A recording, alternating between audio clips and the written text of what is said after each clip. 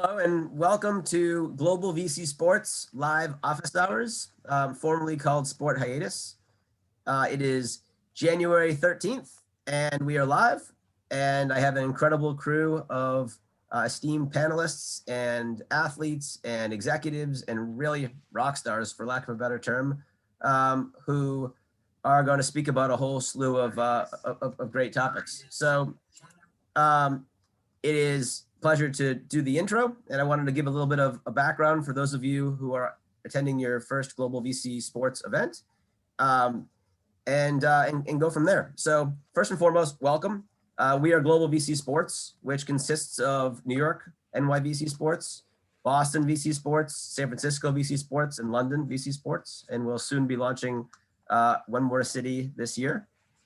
We started this group back in 2011 with Deepan Parikh. Deepan's the partner principal at Courtside Ventures, which is Dan Gilbert's fund. And at the time, it was 2010 or 2011, and there had almost been no entrepreneurship or investment in the sports world. The largest exits were GSI and StubHub to eBay. And you'd had all of these entrepreneurs who were gathering in meetups and schools and basements and hackathons and such.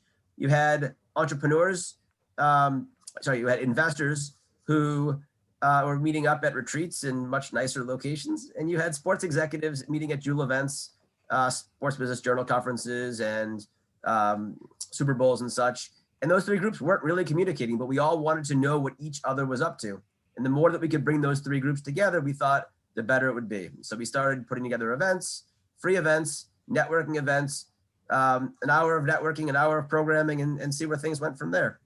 On March 12th this year, the day after the NBA shut down and sports went on hiatus, we launched sporthiatus.com with the intent of celebrating all the good and innovation and new creative thinking that was going on during the pandemic. Sports are back, thank goodness, and not a moment too soon.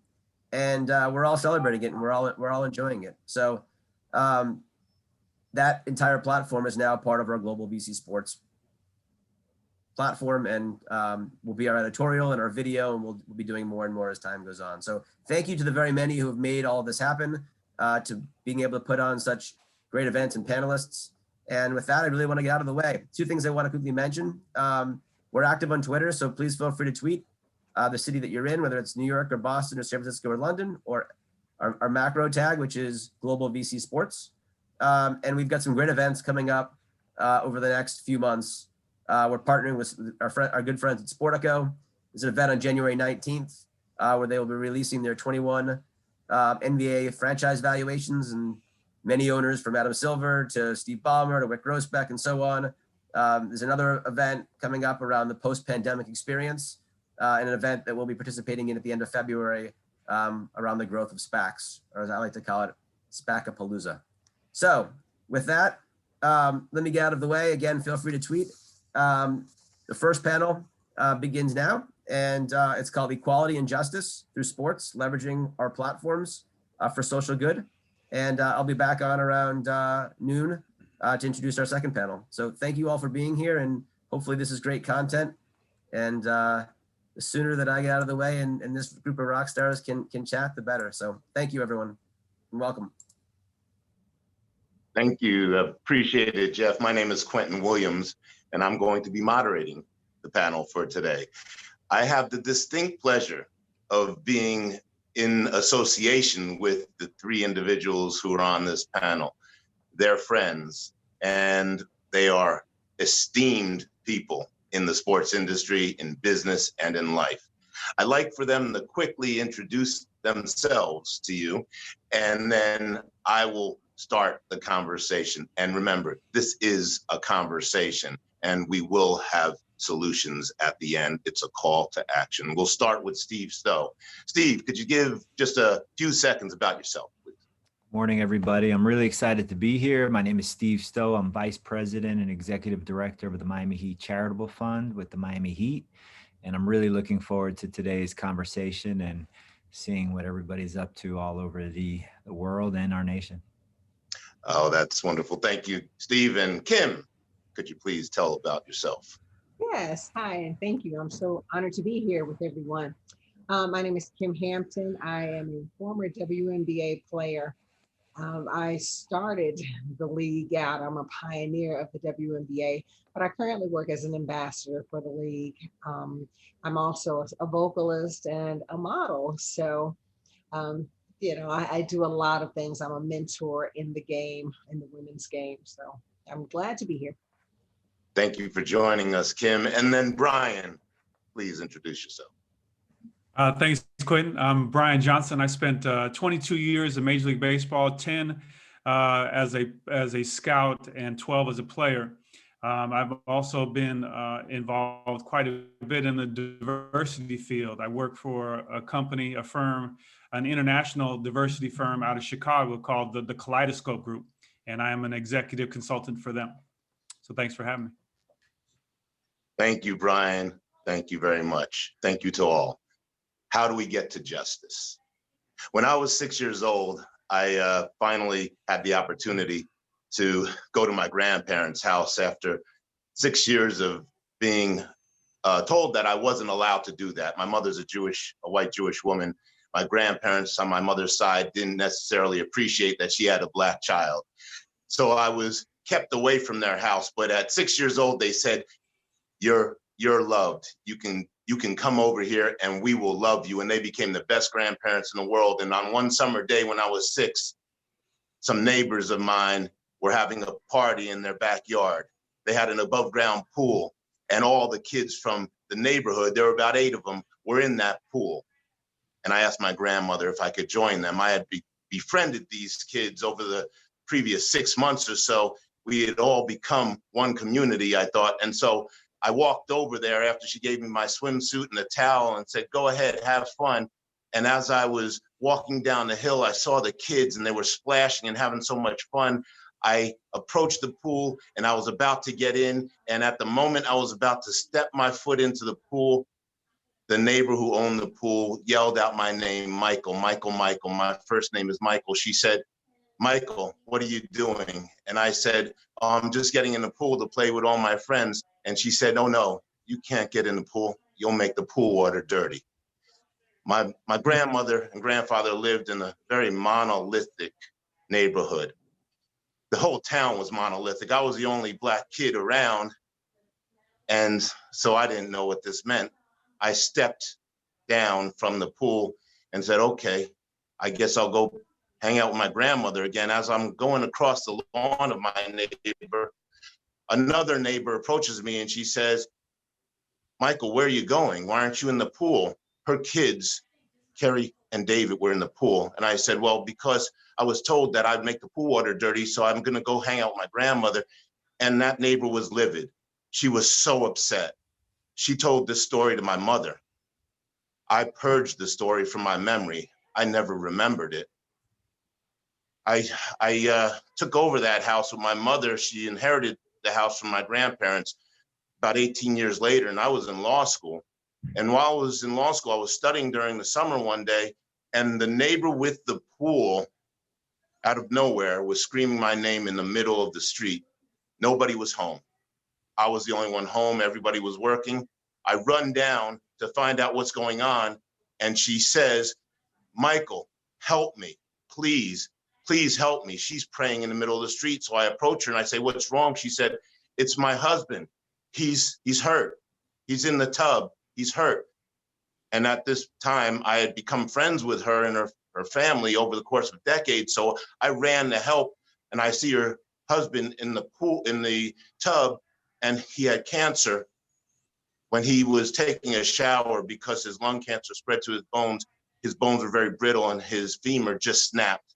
And he was in the tub, helpless. So I picked him up, put him on the bed, got a towel around him, called 911. 911 came, took him away. He dies 3 months later. I didn't know about the pool story when that happened. I forgot about it. And people asked me, would you have helped him if you knew about the pool story? And I said, well, of course, because if you know my mother, you know who I am. Of course I would have helped him. 7 years later, when I'm 31, my mother tells me about the pool story.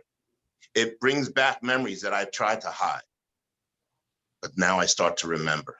And I think to myself immediately, what would I have done if I had known?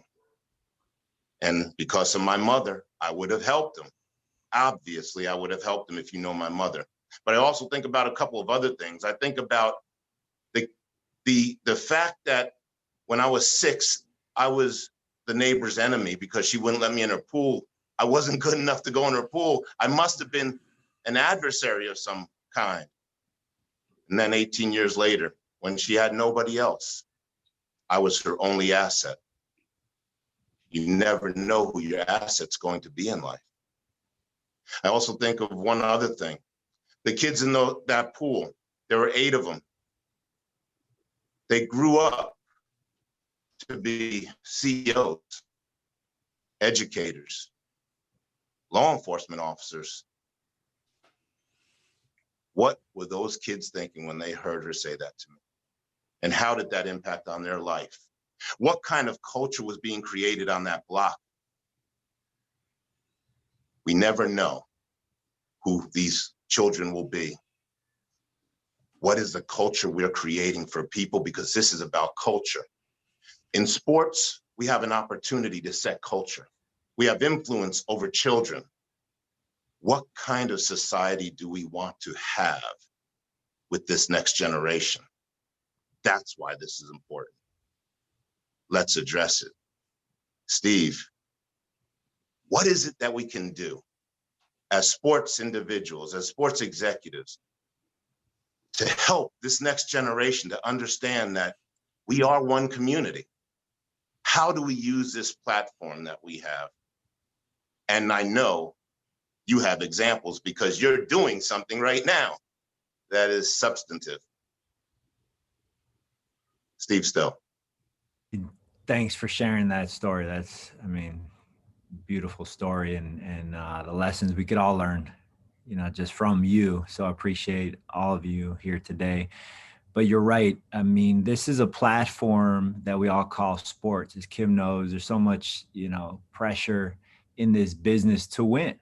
And on the court, on the field, it's about winning and losing. Last night, we took a tough loss in overtime at Philly, shorthanded.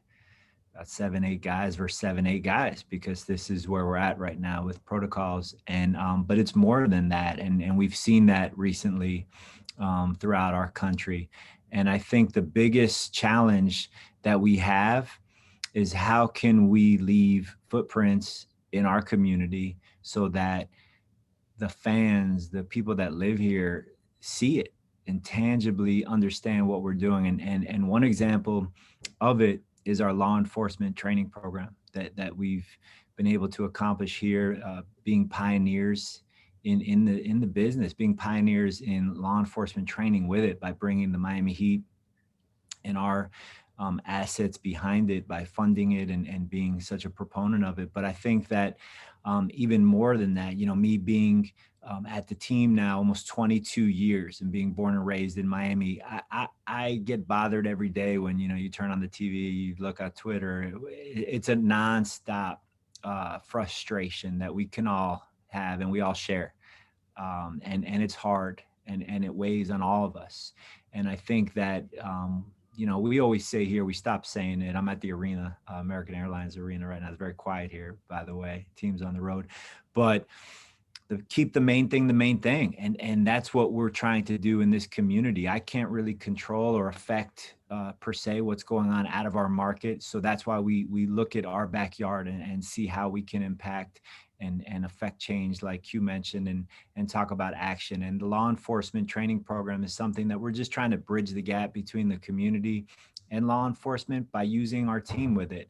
And we play in the city of Miami, and we've been able to partner not only with the city of Miami, with the city of Miami Police Department and other local Heat partners, where they've welcomed us with open arms and said, please, we don't have the platform that you have, so please come to us and let's all work together. And that's what we're doing, because we obviously are in a time where everybody has a different opinion on everything.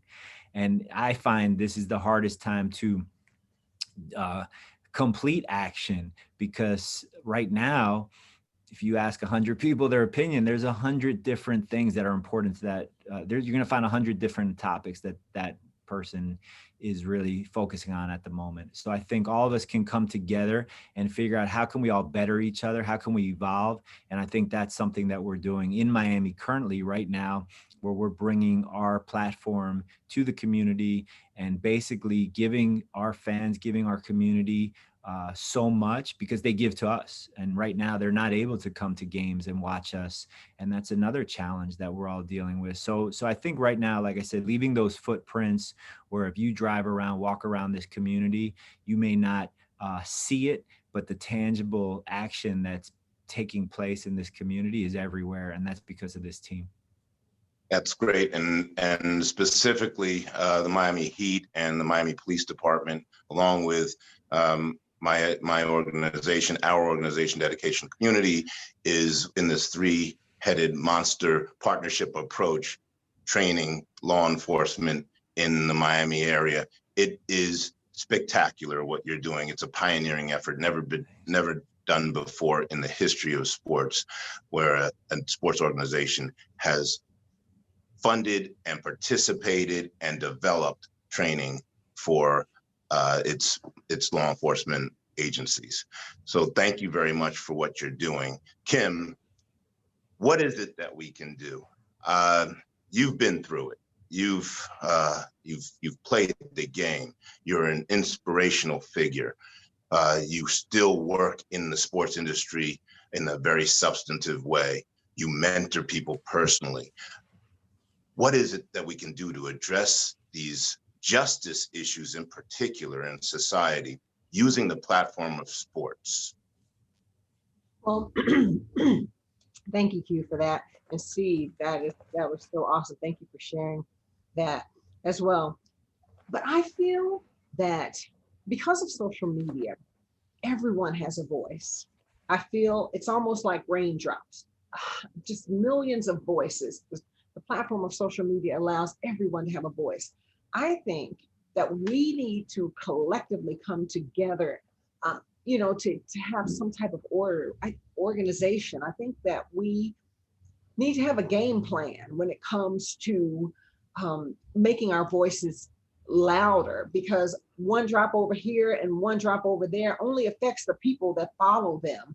And it affects, occasionally, like when LeBron was told to just shut up and dribble. I mean, occasionally we get an opportunity to hear those things, but I think collectively we need to sit down with legislators, lawmakers. We need to speak to business owners. We need to talk to commissioners, and we need to find out what the underlying reason is for the disparity. We need to ask those hard, tough questions. Why are Black people so hated?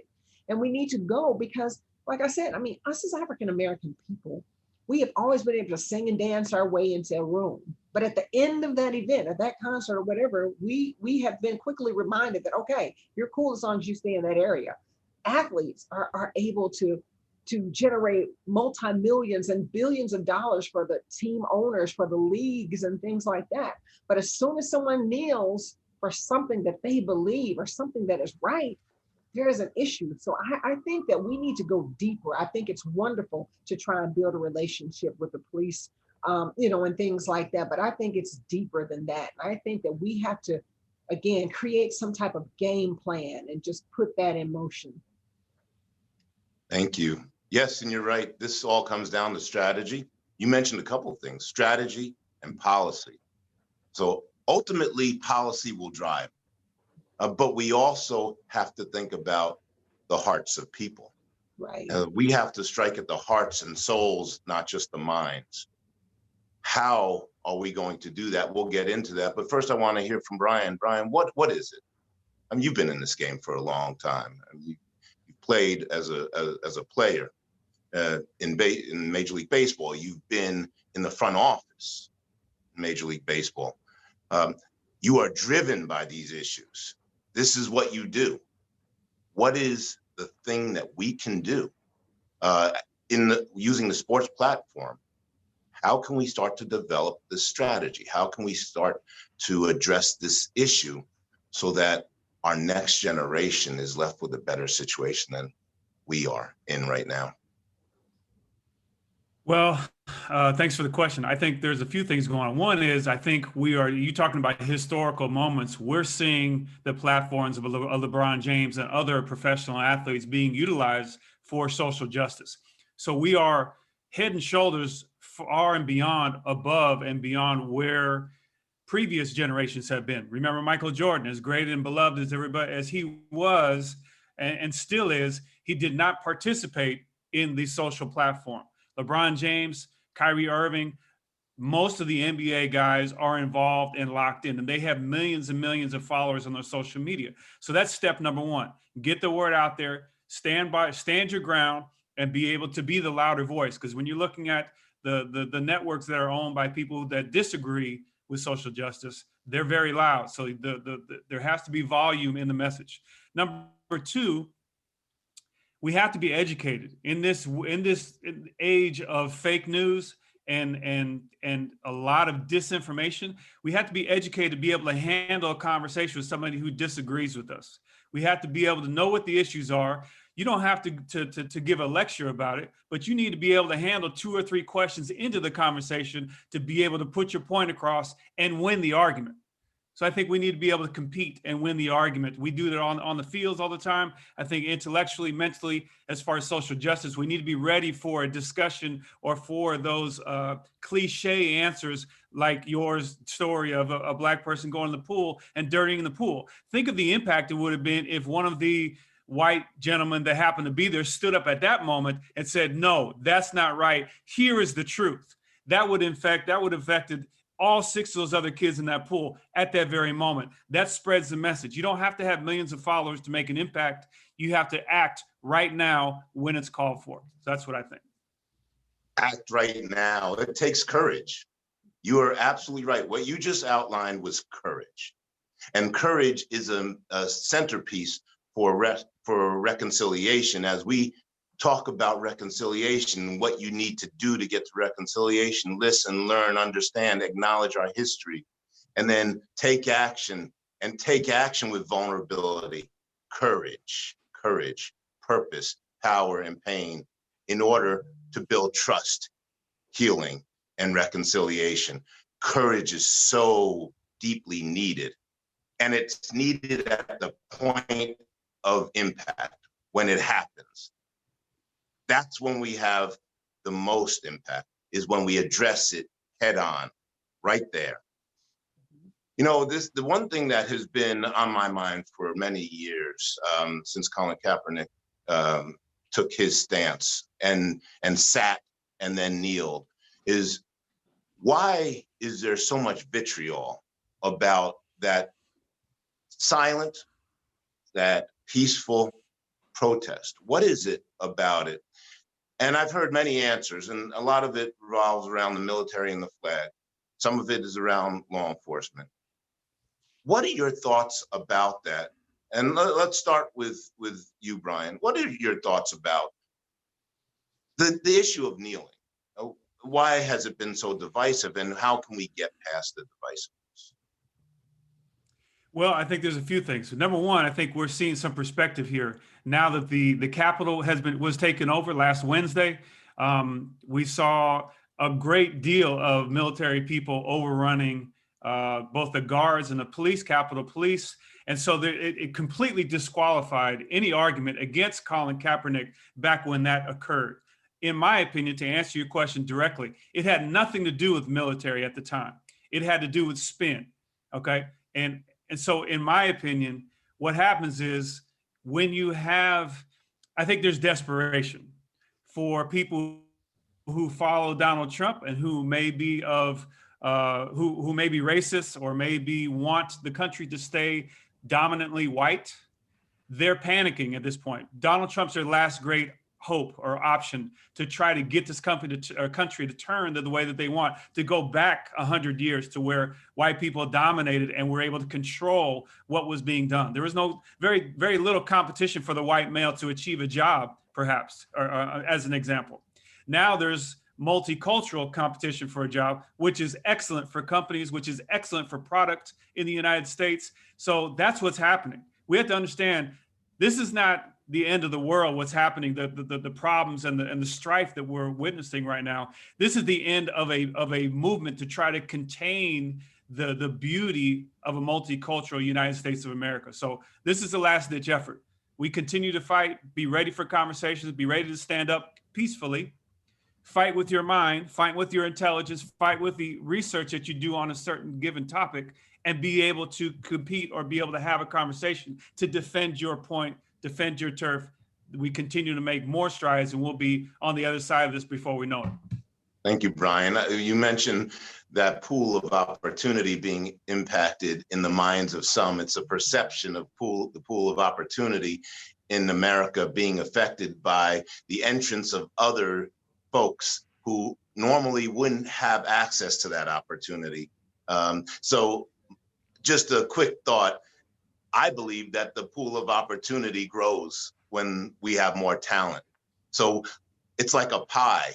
Let's get that pie to grow rather than to stay in its finite shape.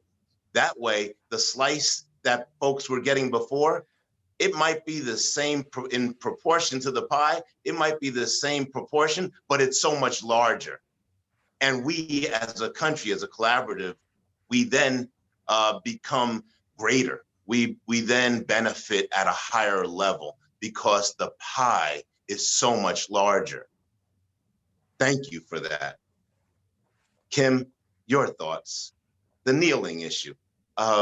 You're intimately involved with this stuff. What are your thoughts? You know, I mean, Brian, gosh, it's like my voice. Brian, I think you said it amazingly well. For me, I don't understand it. I grew up in Louisville, Kentucky, and it's a Commonwealth state. And we all know that Louisville, Kentucky has been in the news quite a lot. And I grew up in a family that pretty much was, on my father's side especially, were pretty much all light skinned. And then, and you had that subliminal message that light skin is better than dark skinned. And then I turned out to be dark skinned. And you know, and I think about all of my family and how they grew up. They grew up, and if I had to really say who they were good old boys. You know, they just followed the flow of things. They didn't stand up or step out or speak up about what was right. Of course, they went out and voted. And so when me and myself, like now, going through these times and having a couple of situations where I was discriminated against, you know, I feel angered, and it makes me upset because, again, when you look at what happened, you know, last week with the Capitol, I feel like, gosh, had those been African American people, they probably would have been mowed down with machine guns, literally. I mean, just that bad. And so when I think of kneeling, I just feel that, and when people say, well, all lives matter. We've never said that all lives don't matter. And I'm sorry, because I really feel a way about this. We've never said that all lives don't matter. But what we say is that Black lives never really mattered at all. And so that's why we're saying it. So when a person peacefully protests by kneeling just to raise awareness and attention, it's for me, it seems like it's the most disrespect towards that person, because you want to make it about things that it's not, and you refuse to look at what is. You refuse to see truth in behavior that has gone on since the beginning of you know, this country. So I just, you know, I feel that it's just a disrespect, and I believe that fear is definitely in there as well. But it's mind-boggling to me. It really, really is. And I appreciate your emotion and your vulnerability. We see your pain. And this is what we need others to see. We need others to have that empathy, to be able to step into your shoes, to understand why you are in pain. and then to associate it with perhaps the pain they felt, because we've all felt struggles, challenges, and pain. There's one thing that is common with every human being. Every human being has felt struggle, challenges, and pain. That's our connective tissue. That's how we might connect. And I would urge the audience, if you want to have a really cool perspective on Black Lives Matter, the phrase, I'm not talking about the organization, I'm talking about the phrase, the movement. Check out on YouTube the CEO of AT&T when he gave an 11-minute speech about Black Lives Matter. He's a white male, and he gave such great perspective. It was awesome. Check that out after you get off of this event. And I think it might lend itself to a new perspective for you. Steve, you're in the middle of it. Yeah, Yeah, absolutely. I mean, hey, Steve, the one thing about the NBA is the NBA has been ahead of the curve for years, going back to David Stern and now with Commissioner Silver. You really are in the middle of this. What are your thoughts about kneeling? So look, I'm in a completely unique situation. You know, I handle the off the court interest for the team. And, you know, when March 11th took place and the NBA went on a hiatus, you know, we didn't know what to do. We looked around. We didn't know if we were going to have a season. And then thankfully, the season restarted in the bubble. We had, you know, many meetings internally of what we were going to do. And then on Juneteenth, which was the first time that the NBA recognized the holiday, we came out with a Heat social justice pledge.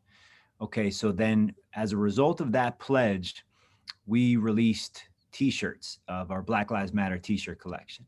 Now, at the time, the Black Lives Matter phrase really, you know, was something that, you know, people, like you said, people think so many different things. And I can see, like, as of last week, what happened in the Capitol. We realized not only do Black Lives matter, Black lives still matter, Black lives do matter, Black lives always matter. You know, we really get caught up in kneeling, standing, hashtags.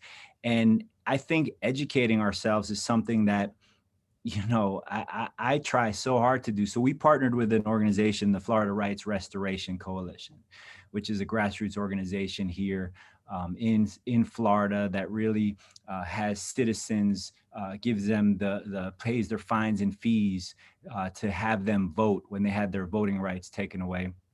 And that was a part of the proceeds from where these shirts went.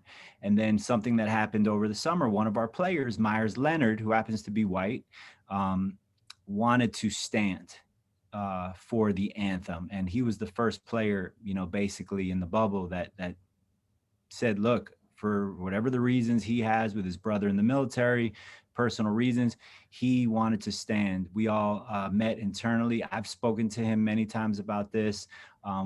He has our back, we have his back. And I think something that, me being at the organization for 22 years, the gray beard is a little newer than the other hair that I had in the past. You know, the players can look to me and say, look, wherever you come from, whatever city these players come from, however old they are, we've all had different backgrounds. You know, me growing up in Miami, I can't compare my upbringing to Louisville, Kentucky, but I will tell you what I've seen in Miami is like no one's ever seen. And I know Q and what you've seen and the stories we've heard, we all have our upbringings that, you know, going to school in University of Florida in Gainesville was new to me because I'm coming from this big city, and now I'm in a different town in the 90s where racism was there. As much as, you know, people don't want to admit it, it was there, and it pained me to see that at the time. And now I'm in a position where I have a very, very important position where I talk to our players. We all put our pants on the same way. Like, whatever opinion you have, that's okay. But guess what? We're the same. We are if you want to kneel, if you want to stand, I think the most important thing is the vulnerability that goes into it, and being confident in what you want to stand or kneel for, but then take action. We all get caught up, fans, coaches, you know, phrases on the court, the jerseys. That's great. I love that people are finally feeling comfortable to talk about this stuff, because I've tried when that terrible thing happened with Trayvon Martin. years ago. We've started these conversations, and I think something that we hear all the time, oh, we have to have the conversation. Let's continue the conversation. Basically, I'm done with the conversation. The conversation to me is extremely old. I've heard it. I hear you, but what are you doing? What is your action piece with it? And that's something that my voice is loud at the Heat. And believe me, you can see how passionate I am about it, because I don't want to continue the conversation. Conversation's been done for a long time, as far as I'm concerned. I want to say we had the conversation. I heard that you kneeled. I see that you kneeled. I see how passionate you are about it. I see that you stand. What are we going to do? Now what? So when it came to Myers Leonard, he pledged over $100,000 to the Florida Rights Restoration Coalition himself and said, Steve, when I get back to Miami, I want to meet those folks, obviously virtual now. I want to help out. Now he stood, maybe people don't know all of the money that he gave that got people to vote in this election, but maybe all they saw was he stood. That was his action. But his action led to another action of vulnerability and courage. So I challenge athletes now and say, please do whatever you want, speak your mind. Like the 19-year-old player of today is definitely, or the 19-year-old who's listening right now is way different than the 19-year-old of 5 years ago. I just started Instagram a few years ago. I'm communicating with people in a different way than I ever have before. I joke around with our players, I'm old to them, and they don't want to get a text from me or a GIF. They want to talk in ways that are action, and communicating to our players and communicating to our youth in a way that I'm in between. I'm not the 75-year-old person. I'm not the 15-year-old person. I'm not the 30-year-old person. I'm in between. So I need to evolve and say, how can I bridge my gap and teach the older generation how to communicate with the younger generation? Because we all come from different places. So when it comes from standing and kneeling, I'm all for whatever you want to do, but do it in what's in your heart. Don't do it because, it's the right thing to do. It looks good. It's the right thing to say. And like I said, we came out as an organization recently, Black Lives Still Matter, because it's like, say whatever hashtag you want to say, but what are you doing about it? So I feel really passionate about it, that we are in a position now. Unfortunately, we don't have fans in the building, but a lot of times I saw in the NFL and other leagues, that player was in the locker room during the anthem, or that play.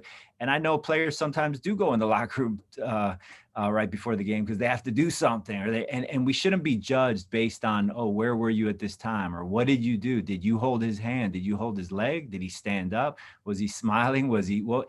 We're way too focused on that as a country. And I just want us all to evolve in our own bodies and our own voices and use that action piece and say, what can you do now that you did kneel? What can you do now that you did stand?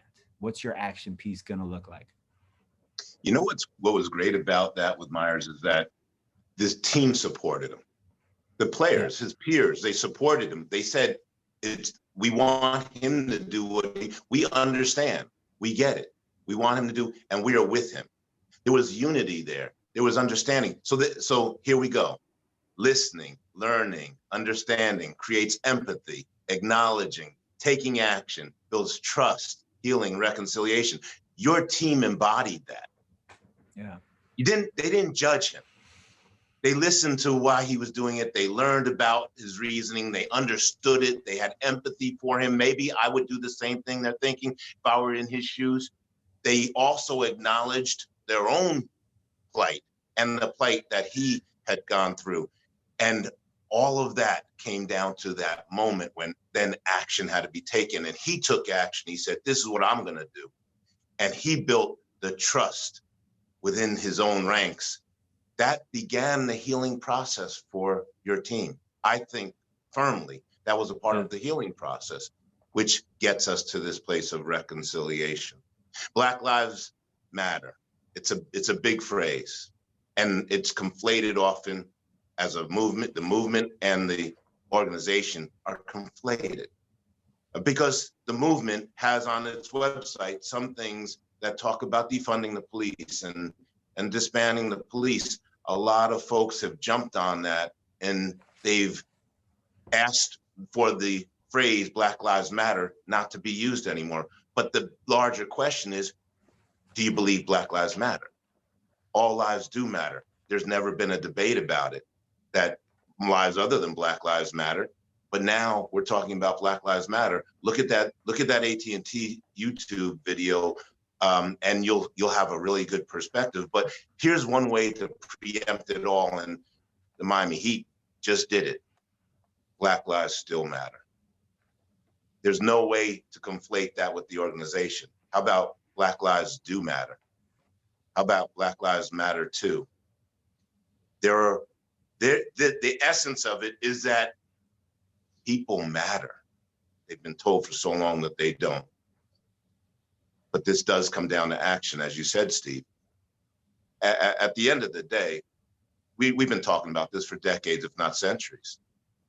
But what is going to be done? What's the call to action? I can tell you, on June 1st, a week after George Floyd was killed, I get about a dozen phone calls from friends of mine who are like family to me. I've known them for decades, if not 30, 40 years. And they're asking me questions about what they can do. These are all white males. They're all CEOs or heads of departments, government officials. And they say, what can I do? And my answer to them is, you can no longer be silent. You have to lead from the front. People have been screaming about this for decades, if not centuries. They've been screaming from the mountaintops. Now it's your turn. Scream from the mountaintops. We're not talking about side by side marching. We're talking about you being in front. Brian and Steve, you are in front. You've been doing this before George Floyd, before the unrest. You've been doing this for decades. What advice? How do we do it? What's the action that we need to take in order to get to that place of healing and reconciliation? Let's go to Brian first, then we'll go to Kim, then we'll go to Steve, and then we'll close it out. Brian, what's the action? This is a call to action. You have one chance to tell the audience what they need to do. What do they do? Great question. I think it's to, as you say, to scream from the mountaintops, but I would say to make sure you look to find connection. Look to find connection with everyone. And that will allow us to broaden the impact of people who think similarly, but it will also eventually affect the people who don't think the same way. So connect with human beings, connect on this issue, connect for the value that it brings to you, and just keep fighting. And that connection is exactly what we were talking about with vulnerability and pain. As human beings, we need to be more vulnerable, perhaps. We need to express our pain. We'll have an immediate connection when we do that. That's a great answer. Connect through that vulnerability and pain. Let's show the humanness of each individual. Kim, what's the call to action? Yeah, I would say that we have to have accountability and courage. And when I say accountability, I mean the people, again, the lawmakers. I mean clergy members. I mean, if you profess to be a clergy member and you are running a church and you are the head of people and you're leading people, you have to be accountable to ask yourself, is what I am doing what God would have me do? I think it's just holding people accountable and just being honest. I think it just boils down to honesty, courage, the courage to be honest, and the courage to be held accountable. Yeah, that courage, it's a theme. Brian mentioned it before, courage and accountability. Yes, we have to be accountable lest we repeat our history. We have to acknowledge. Accountability and acknowledgement go hand in hand. We have to acknowledge our history lest we repeat it. Steve, give it to us. Yeah. What's the call to action? What can you as a leader give as advice? Which piece of, like a golden nugget that you can give to our audience about what they could do to bring us together using this platform of sports, if necessary? Yeah, I think it's twofold. One is we all have to stop deflecting and like Kim said, take ownership and accountability when it comes to things like we said on social media. It's easy to just have a video go viral and point out what's wrong, and that's an easy one. But the number one thing that I would say, the call to action for all of us, I've used this word many times, evolve, but okay, we need to shine a light from ourselves, okay? And by shining a light from ourselves, what happens with that is you're gonna see a lot of shadows when you shine that light. And those shadows are not great influences, but they're around us. And you all of us can probably pinpoint 3 shadows right now that we have around us easily that we need to eliminate from our lives. And they're attached, and it's not them, it's about you. And I think that is the biggest thing, is we're constantly blaming others, and we're constantly looking to others and blaming them why we're not able to educate, we're not able to inspire, we're not able to evolve. But if our light shines so bright, and it's something that your call to action focuses on your own light shining, just realize there will be those shadows around you, and you're not going to be able to affect or change those folks.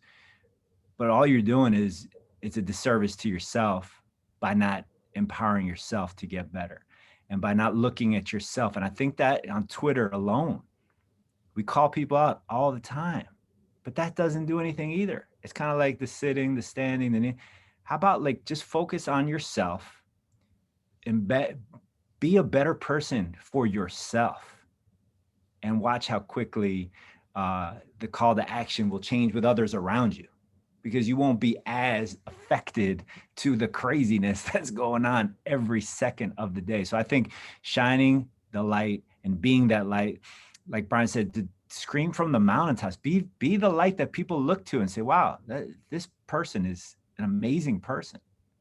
And just realize in that light, there's going to be shadows. Yeah, there will always be critics. We have to look at, however, how we are going to affect people in a positive way. You're absolutely right. Think about it in terms of affecting you, taking care of yourself, and making sure that you are shining that light, and you are affecting one person. If you affect one person, you're not really affecting just one person. You're affecting their family, maybe their neighborhood, their community, maybe the city, maybe the nation. You're affecting not one person, maybe 10 people, maybe 100, maybe 1,000. Do that. Do that. We talk about, this seems to be at times, it's just overwhelming. Like, what are the solutions? It's just so overwhelming. These issues are deep. They're centuries old. But there are simple solutions. I would suggest this. And then I'd like to get closing comments, and then we can bring Jeff back on. I would suggest, let's start with one thing. One thing. Let's listen to each other. Let's start with listening. And the listening is a first step in this process of getting the reconciliation. Let's listen, and not just listen. Let's listen beautifully to people. Let's understand. Let's listen to learn to understand and get empathy. That will change the world. Once we have empathy born, the world changes. It becomes cultural. That's my advice. Last closing for everybody. Kim, anything that you'd like to say before we leave this audience? Along with your listening, I would say that we definitely need to question what we've believed in the past, question the things that have been taught to us, the things that we've learned. I think just question our own truth. We need to question our truth and see if it's valid, if it still works for today. And so see if there's any validity to it that, so I would just say question the truth, self-truth. Absolutely. Re-engineer our education in many ways. We have to do that. Absolutely. And I'll go to Brian, and then I'll go to Steve to close it out. Last comments, Brian. Anything? Yeah, I would speak directly to people who lead businesses, preferably not larger businesses, because if one person makes a decision as a leader of a company, that affects the thousands of people perhaps that work for that company, and exponentially it grows to people that that company comes in interaction with. So we get a lot of questions from companies as to how they can make a difference, how they can do something different, how they can make impacts. I would encourage them to get behind an effort, say protecting the vote. You got 4 more years to protect the presidential vote, protect people's voting rights. That's a big effort that needs backing. It will show a lot to communities that perhaps don't really appreciate your dedication to the cause. Get behind prisons for profit, so we can get rid of this incentive to put Black and brown people in jail for money for people who own those jails. So I would say, from a business standpoint, again, get involved, put your money. Creating ballparks in the city is great. Don't stop doing that, but also get involved in issues and efforts that will really impact the community around you as well. Yeah, do your part. Everybody in every organization, do your part, and collectively we can change this thing. Yes, the prison issue is a big one, and we have to address that. We can maybe address that in a separate panel, but that's a big one, because think about all the talent that is being locked up that's not being utilized for the benefit of the greater good, the greater society. It's a huge issue. Steve, close us out with 60 seconds. Anything that you want to say to our audience before we hand it back over to Jeff? I would say patience right now is first and foremost. I mean, we're in such a fluid time, and everybody really needs to have patience with each other.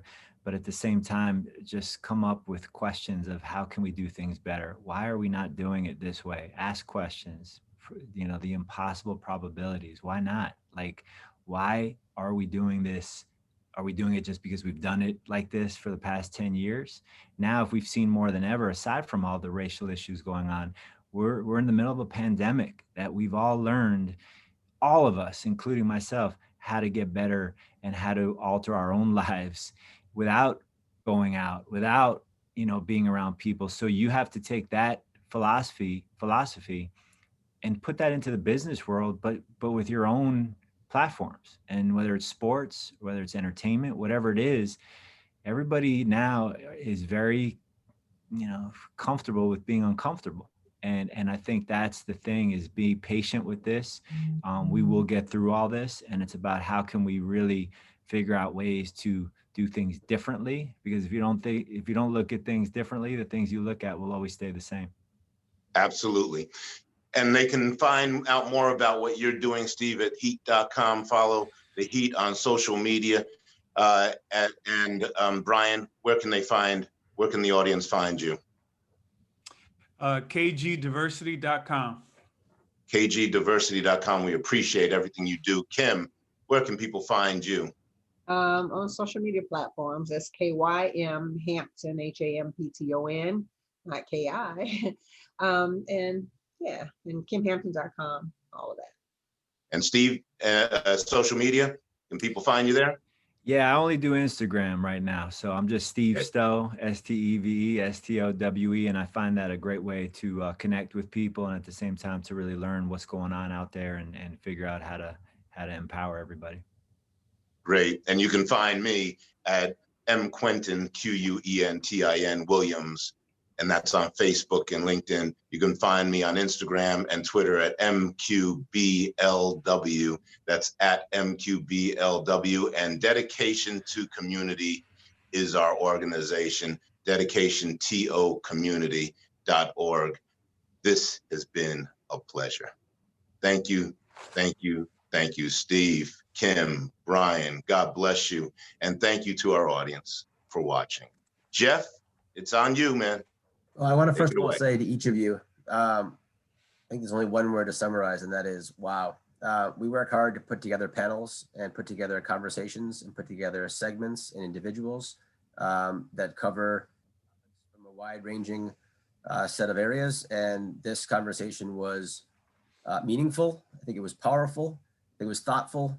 And so truly, on behalf of our team, but hopefully all the people that are watching and viewing, thank you, truly. Q, for your story and your sharing that started off our panel. Thank you. sharing that. Hopefully it opens some eyes so that stories like that never happen again. Steve, your viewpoints across Miami, but across the league and so much more broadly.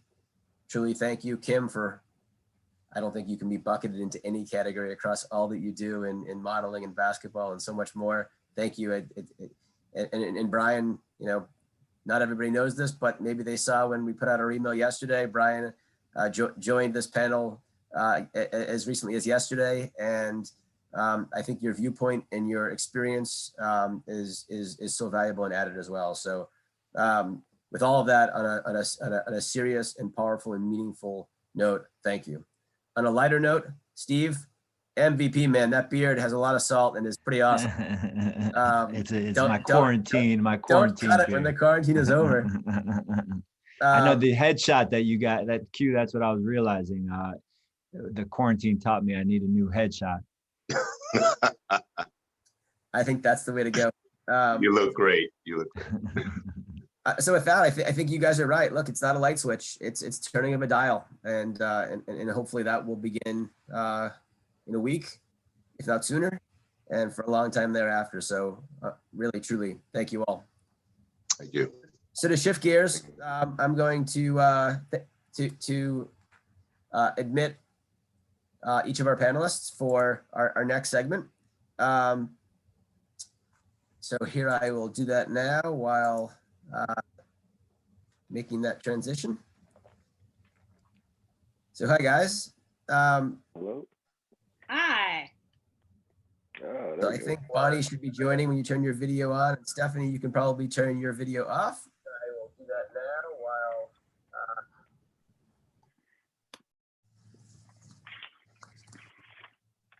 just slowly waiting on Bonnie.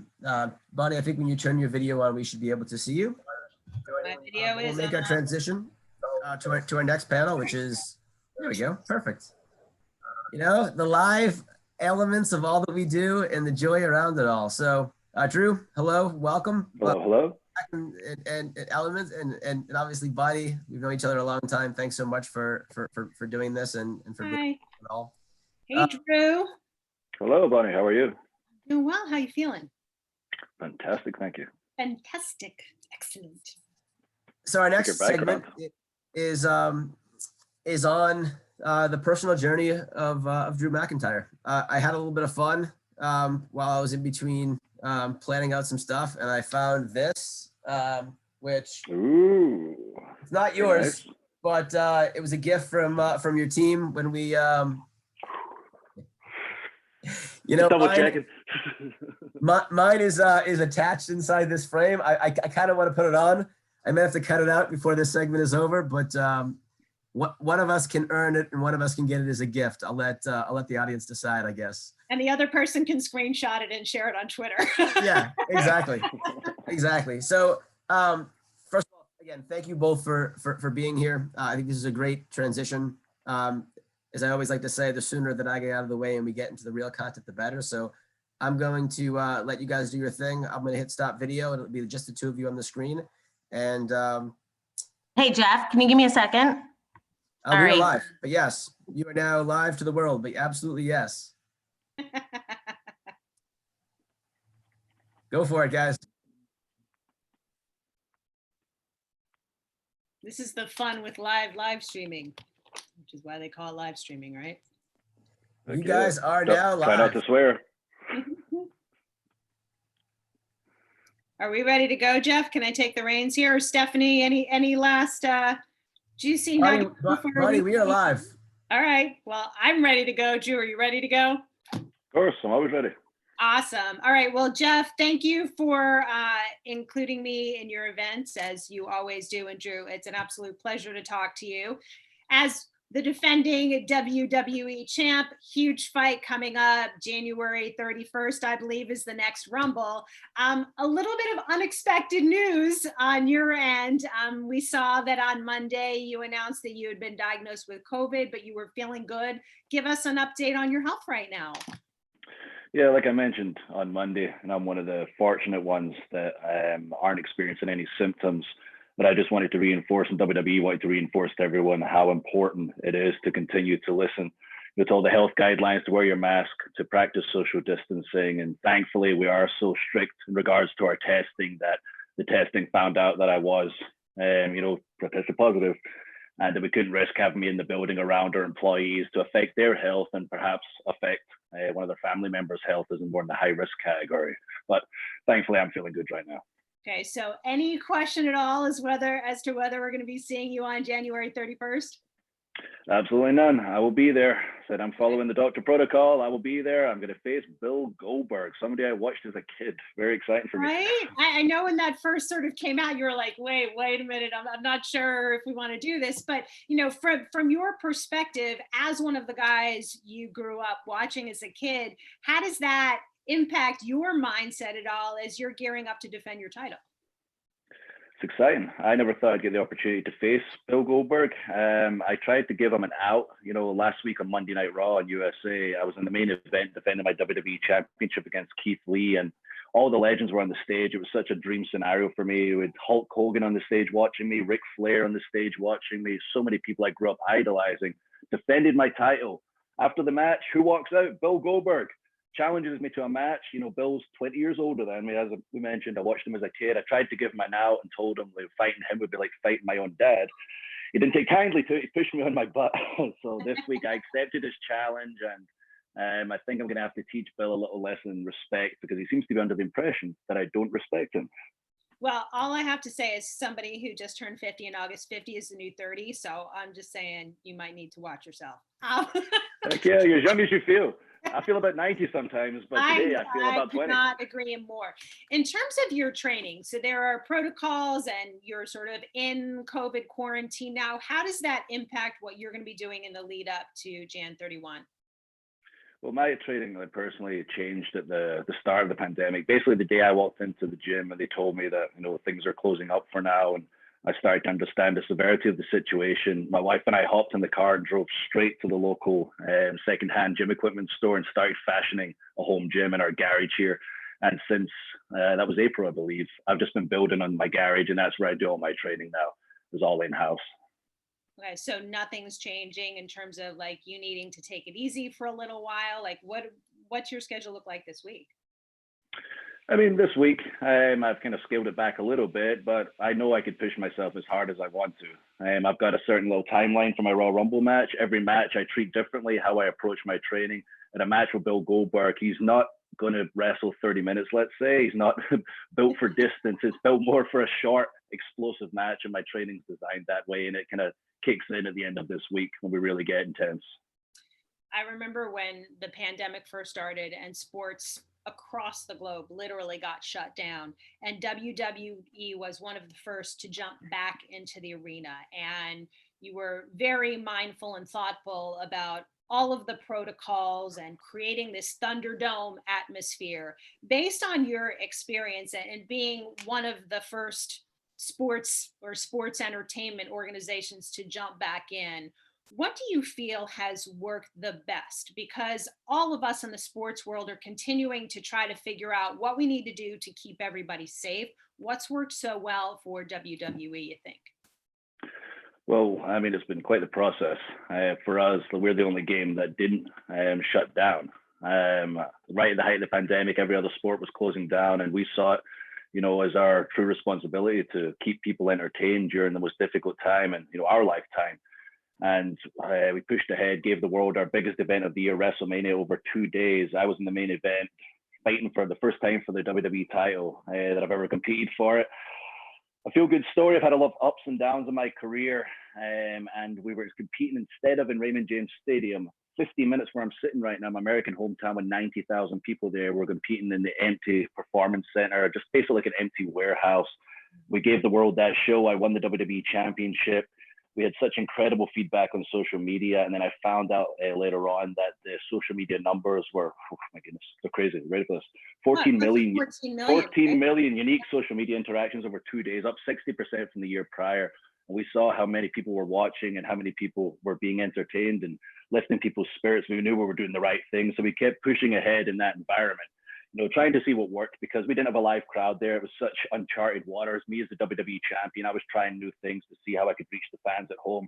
make that connection because they weren't in the stands anymore. I started breaking the fourth wall, like looking into the camera, like the way I'm doing right now. Like that was taboo in the past. If you're watching a movie, like at home right now, or if you do go to the movies every so often, no one's looking down the camera, no one's breaking the fourth wall. How weird was that for you though? Because I mean, you were kind of fortunate, and I think a lot of the superstars and the WWE just in general started out with a really robust social footprint before COVID ever hit. So in a way, I felt like, okay, you're ahead of the game. But you make a great point. When you realize that this is your only connectivity with the fans. I mean, you're used to having arenas, like you said, 90,000, 100,000 people. How did your approach change? What was that like for you, thinking, okay, what I've done to this point has worked, but now we need to change the game a little bit? Yeah, I mean, like you mentioned already, thankfully we'd already built that foundation on social media. It was so critical that when we hit the pandemic to get that audience feedback, WWE uses social media more than any other sports, any other entertainment to build our characters, enhance our storylines. And thankfully, with that built-in engagement during this time where we're able to get an idea of what was working, what wasn't working, I would reach out to our social media team and just give me the feedback. What are they digging? What are they not digging? I would check my own social media to figure out what was working. And I noticed they liked me looking in the camera and saying little catchphrases. And I've told this story a few times when I asked my wife right at the beginning of it all, what can I do? What's going to get people's attention? She's not the biggest wrestling fan in the world. She kind of keeps me balanced because I'm so obsessed, and she's not. It keeps us in the middle. And she told me, like, what's the current TV show? Tiger King's the big show right now. I dare you to say, hey, you cool cats and kittens down the camera. And sure enough, I was the first segment of a 3-hour show on Monday Night Raw. I walked out, looked in the camera, said, hey, you cool cats and kittens. Somebody gift that, put it out on social media. Everyone's sitting at home. They see that, the WWE champion saying the Tiger King catchphrase down the camera, and they go, what is going on in the wrestling right now? I have to check it out. And during that period, I would get feedback from like my friends in America, my friends in the UK, friends across the world who would tell me, we're struggling a little bit mentally right now. There's nothing to do. We can't leave the house. You're the only game in town. The original content 3 times a week we look forward to with Raw, SmackDown, and NXT. And they would say thank you. That period is the most rewarding time of my entire career when everything was locked down and WWE was the only game in town. Well, Tiger King worked for everybody. Yes, it did. On to that. As you continue to garner feedback, what did you realize maybe wasn't working, or where was there an opportunity for you to pivot? Because when you think about all the people here at CES, there are so many people who are like unveiling innovation, they're entrepreneurs, they're business people. We've all had our ups and downs, and being able to pivot is the part of so many people's success story. So for you, and there have been a lot of pivots in your career, even before the pandemic, but specific to the fan feedback that you were getting, where was there an opportunity for you to say, okay, let me tweak this. Let me see if there's an opportunity to pivot. I mean, the biggest pivot we made as a company in regards to, technology and innovation was the Thunderdome for sure. As much as we were trying to, give the audience the best show possible within the Performance Center with 0 fans, it was just not quite be expecting you tune into WWE, and the other sports started back up, and our production team and heads got together and said, how can we bring back what you expect from WWE, that larger than life feel when you're watching the show, and how can we get the fans back in some capacity if we can't get them back physically? That's around, I believe, August time. We made the big pivot, created the WWE Thunderdome, and if you've not seen it, it's unbelievable. It's everything you could expect and more from WWE. So it's in the arena, it's in the stadium now, at the Tropicana Field. It's got the lights, the lasers, the pyro. When I say and pyro, the monitors where you're seeing the fans and you're hearing the fans in real time. Biggest one of all, my goodness. Like when I say the pyro, we can't have this kind of pyro with fans because it'd be too dangerous. It's like 4th of July, every single Raw, every single SmackDown. But when it comes to the fans, that was the biggest thing for me of all, just having them back virtually, over 1,000 screens, fans on the screen reacting in real time. That's something I miss more than anything. I get passionate about talking about it like here because it means so much to me to see and hear them when I've missed them for so long. And I know it's in real time because I did a test. The first week we had the Thunderdome, I was about to walk to the ring and I asked one of our technicians, is this actually live? And they told me, yes, Drew, it's actually live. I was like, oh, okay. Never said anything else. This is live TV, like we're doing right now. We could do and say anything. Yeah. Like, there's no safety net. That's what I do every week on television. I go out there and I like to just go from the heart. I don't like to read scripted lines. I want it to feel real. I want to talk real. If I mess up a word, it's okay. And I asked all the fans, okay, I've been told this is in real time right now, so I'm going to do a little test. I want everybody right now to give me a big thumbs up because this Thunderdome's pretty freaking cool. And I did the big thumbs up. I turned around and looked at all the screens. It felt like time stood still, and I thought, he lied to me. It's on a delay. I can't believe he lied to me, but it's just because I was so nervous in the moment. Every one of those thumbs came up at the same time, and I had such a rush come over me. I went, wow, okay, we might not be able to have you back physically, but you're here with us right now. We can hear you right now. And that's the coolest innovation we've made by far, is that Thunderdome. The thing's unbelievable. Everybody in sports, every sport across the globe has been trying to figure out how to leverage technology to reimagine what the fan experience looks like, because you can't have a full stadium standing room only situation. Seeing what the Thunderdome has done, being in the middle of what is this amazing technological byproduct, how do you see maybe the WWE continuing to explore with technology once you're actually allowed to have fans back in the stands? And I think when it comes to technology, it's going to be like unlimited. When it comes to innovation and adapting to any situation, WWE is just always ahead of the curve. When it comes to the content wise, we're just going to keep pushing ahead and doing what we always do, and that's creating short form content, long form content on our TV shows, on our social media platforms, on our WWE network. We're absolute content monsters. We're going to keep pushing ahead, delivering the world unique content from WWE. Well, a lot of people who don't watch WWE on a regular basis, I don't think they understand how the company is and your characters are so steeped in storytelling, and there's depth. And I know that you've really worked to create more depth in your character over the years. When it comes to content, how much has that helped enhance what you can offer to the fans beyond live events? Because you can do an even deeper dive when it comes to storytelling. Oh, 100%, especially, when it comes to bringing in, the characters and, real life. And one of the coolest piece of content we were able to bring everybody, especially at the height of the pandemic, was The Last Ride, the documentary on The Undertaker. It was a very well-known character, a 30-year career. Those who watch wrestling obviously know him. Perhaps those that are Laps fans are aware of him. Those that don't even watch wrestling know who The Undertaker Everybody is. knows who the Undertaker is. Yeah. So, in regards to like content, like focused on the characters and giving you a deep dive, like it was just an unbelievable exploration of the man behind the character, somebody who's never like shown the world his real self. He's always played this dead man character, very cold. You don't know much about him. You don't know much about his personal life. And I was around him growing up. I saw what the real man is like and how dedicated he is to his profession, to his character. If a camera came near him when I was younger, like 23 years old backstage, he would threaten to beat up the cameraman if he tried to take a picture of him. And finally, he was allowed the world to see inside, the real man, to see his family, to see how much he has given to this industry, to see just truly how special he is. And that Last Ride documentary is absolutely unbelievable. And the fans were so unbelievably responsive to it. The amount of media Taker did from, some of the biggest media platforms. He did more interviews during that 1-2 month period than he did in a 30-year career. It was unreal how much he gave to the world, how much he showed to the world. The response was unbelievable. And I think, content along those lines is, what we need to keep producing, because it really, really resonates with the fans.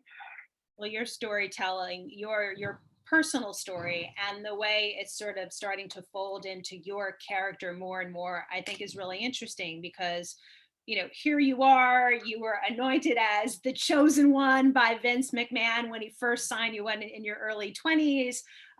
Things don't exactly go according to plan. You find yourself out on the street looking for a job, and you've worked your way back in. And one of the things that really stuck with me as I was doing a deeper dive into your background is that you arrived back on the scene at WWE. You think NXT is the place where you want to land. You earn that belt, but there's still something missing. And when you got the green light to show more of your personality, it enabled you to have this relatability with the fans, it seems like, that you didn't quite have before. Why do you think that is? It's funny. I remember my mom telling me all the time when I was younger, just be yourself. You've always just need to be yourself. And I just think she meant in real life. If I just applied that all the time, it made such a difference in my career. I was always playing a character throughout my career. Why? I mean, I just, even though I've been wrestling like 20 years, and I just always did what I thought I should do. You know, I'm such a big guy. I'm 6'5". I'm 270 pounds. The chest hair. Big hairy Scotsman who wants to fight people. Yeah, I was like, they want to see me be angry all the time, and they want to see me battle all the time and scream and like wear a kilt and shout about haggis or whatever. And that's just not true. That's fine. Like I have big bad guy A can fight the top good guy here, the top good guy here, but I'm never going to be anything special myself as that big generic bad guy.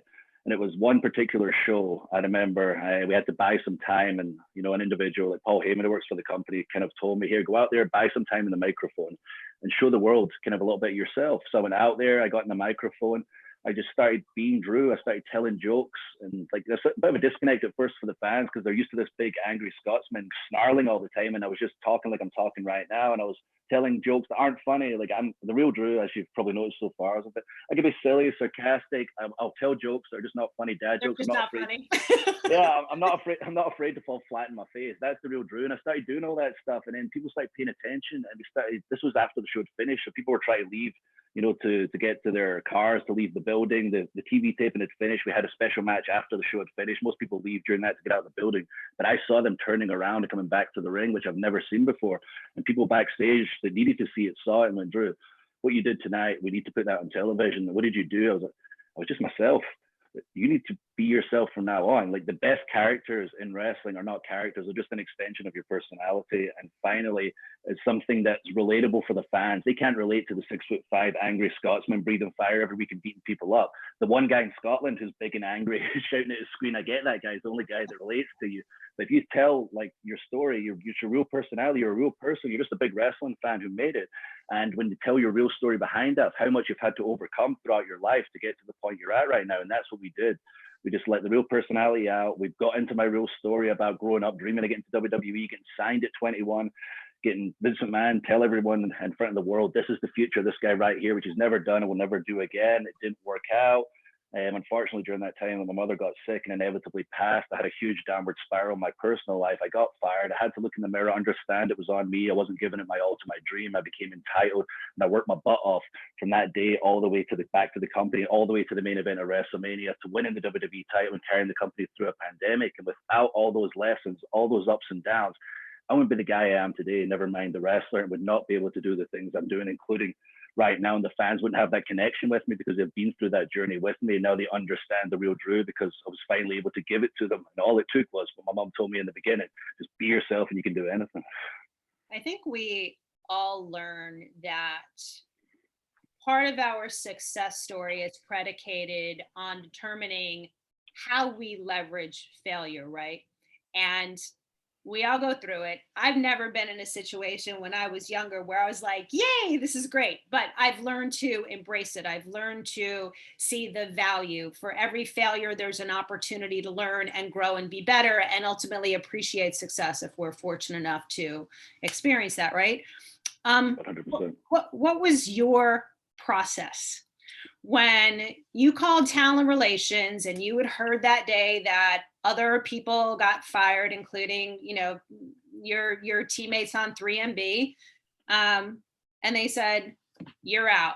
What was your process from going from what was probably a really pissed off Scotsman wanting to fight people to understanding the value and getting ready to dig in and do the work to get back to where you wanted to be?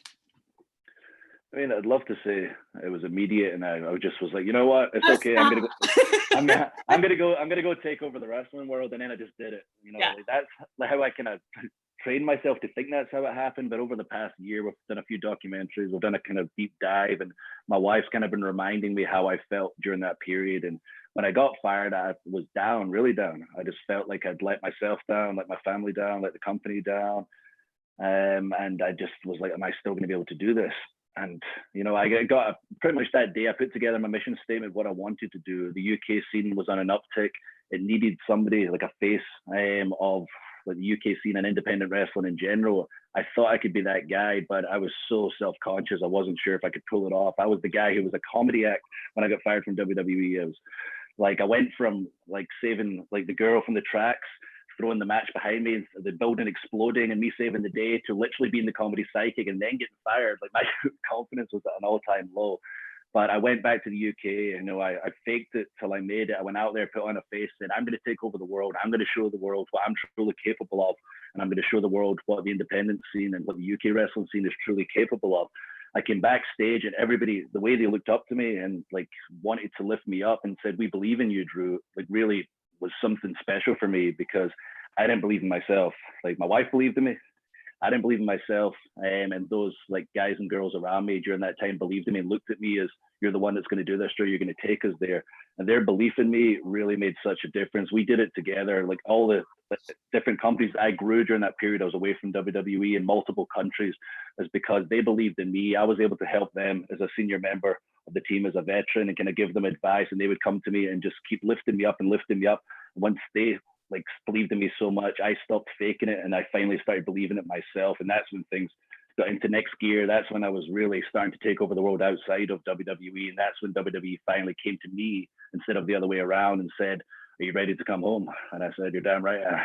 Yeah, well, it's interesting too, because I feel like everybody within the confines of WWE talks about how you all truly are a family. Like, sure, when you're inside the ropes, there are days when somebody is your mortal enemy, right? But at the end of the day, I feel like WWE sort of subscribes to that the rising tide helps all ships. And a lot of times people are so competitive in business that they don't see the value of sort of embracing the family atmosphere. They're like every man for himself. Why is the family mentality important in the ultimate success that has been your career as you've come back and the WWE overall, you think? Yeah, we are. I have a big family, and it's made such a difference to me because I had to leave my family in Scotland and move to America at such a young age.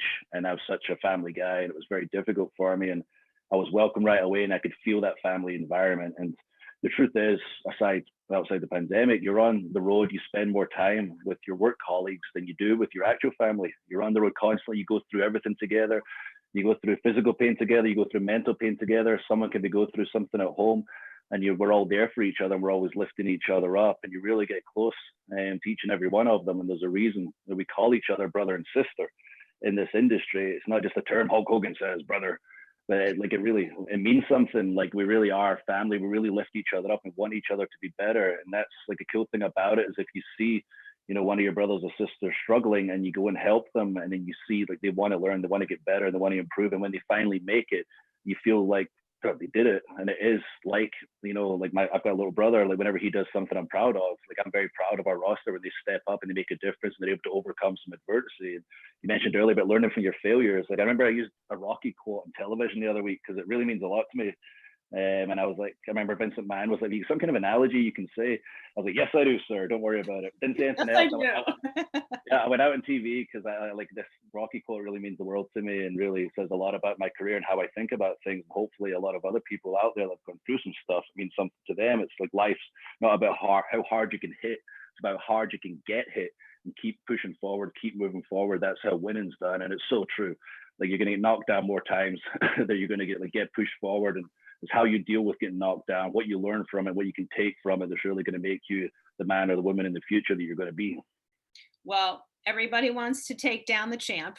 Doesn't matter what the sport is, and you fall into that category. And when you think about the pressure of being a defending champion, the pressure of trying to be one of the people responsible for keeping the company afloat amidst a pandemic, and then, just the pressure of dealing with the everyday life that is you as a WWE superstar.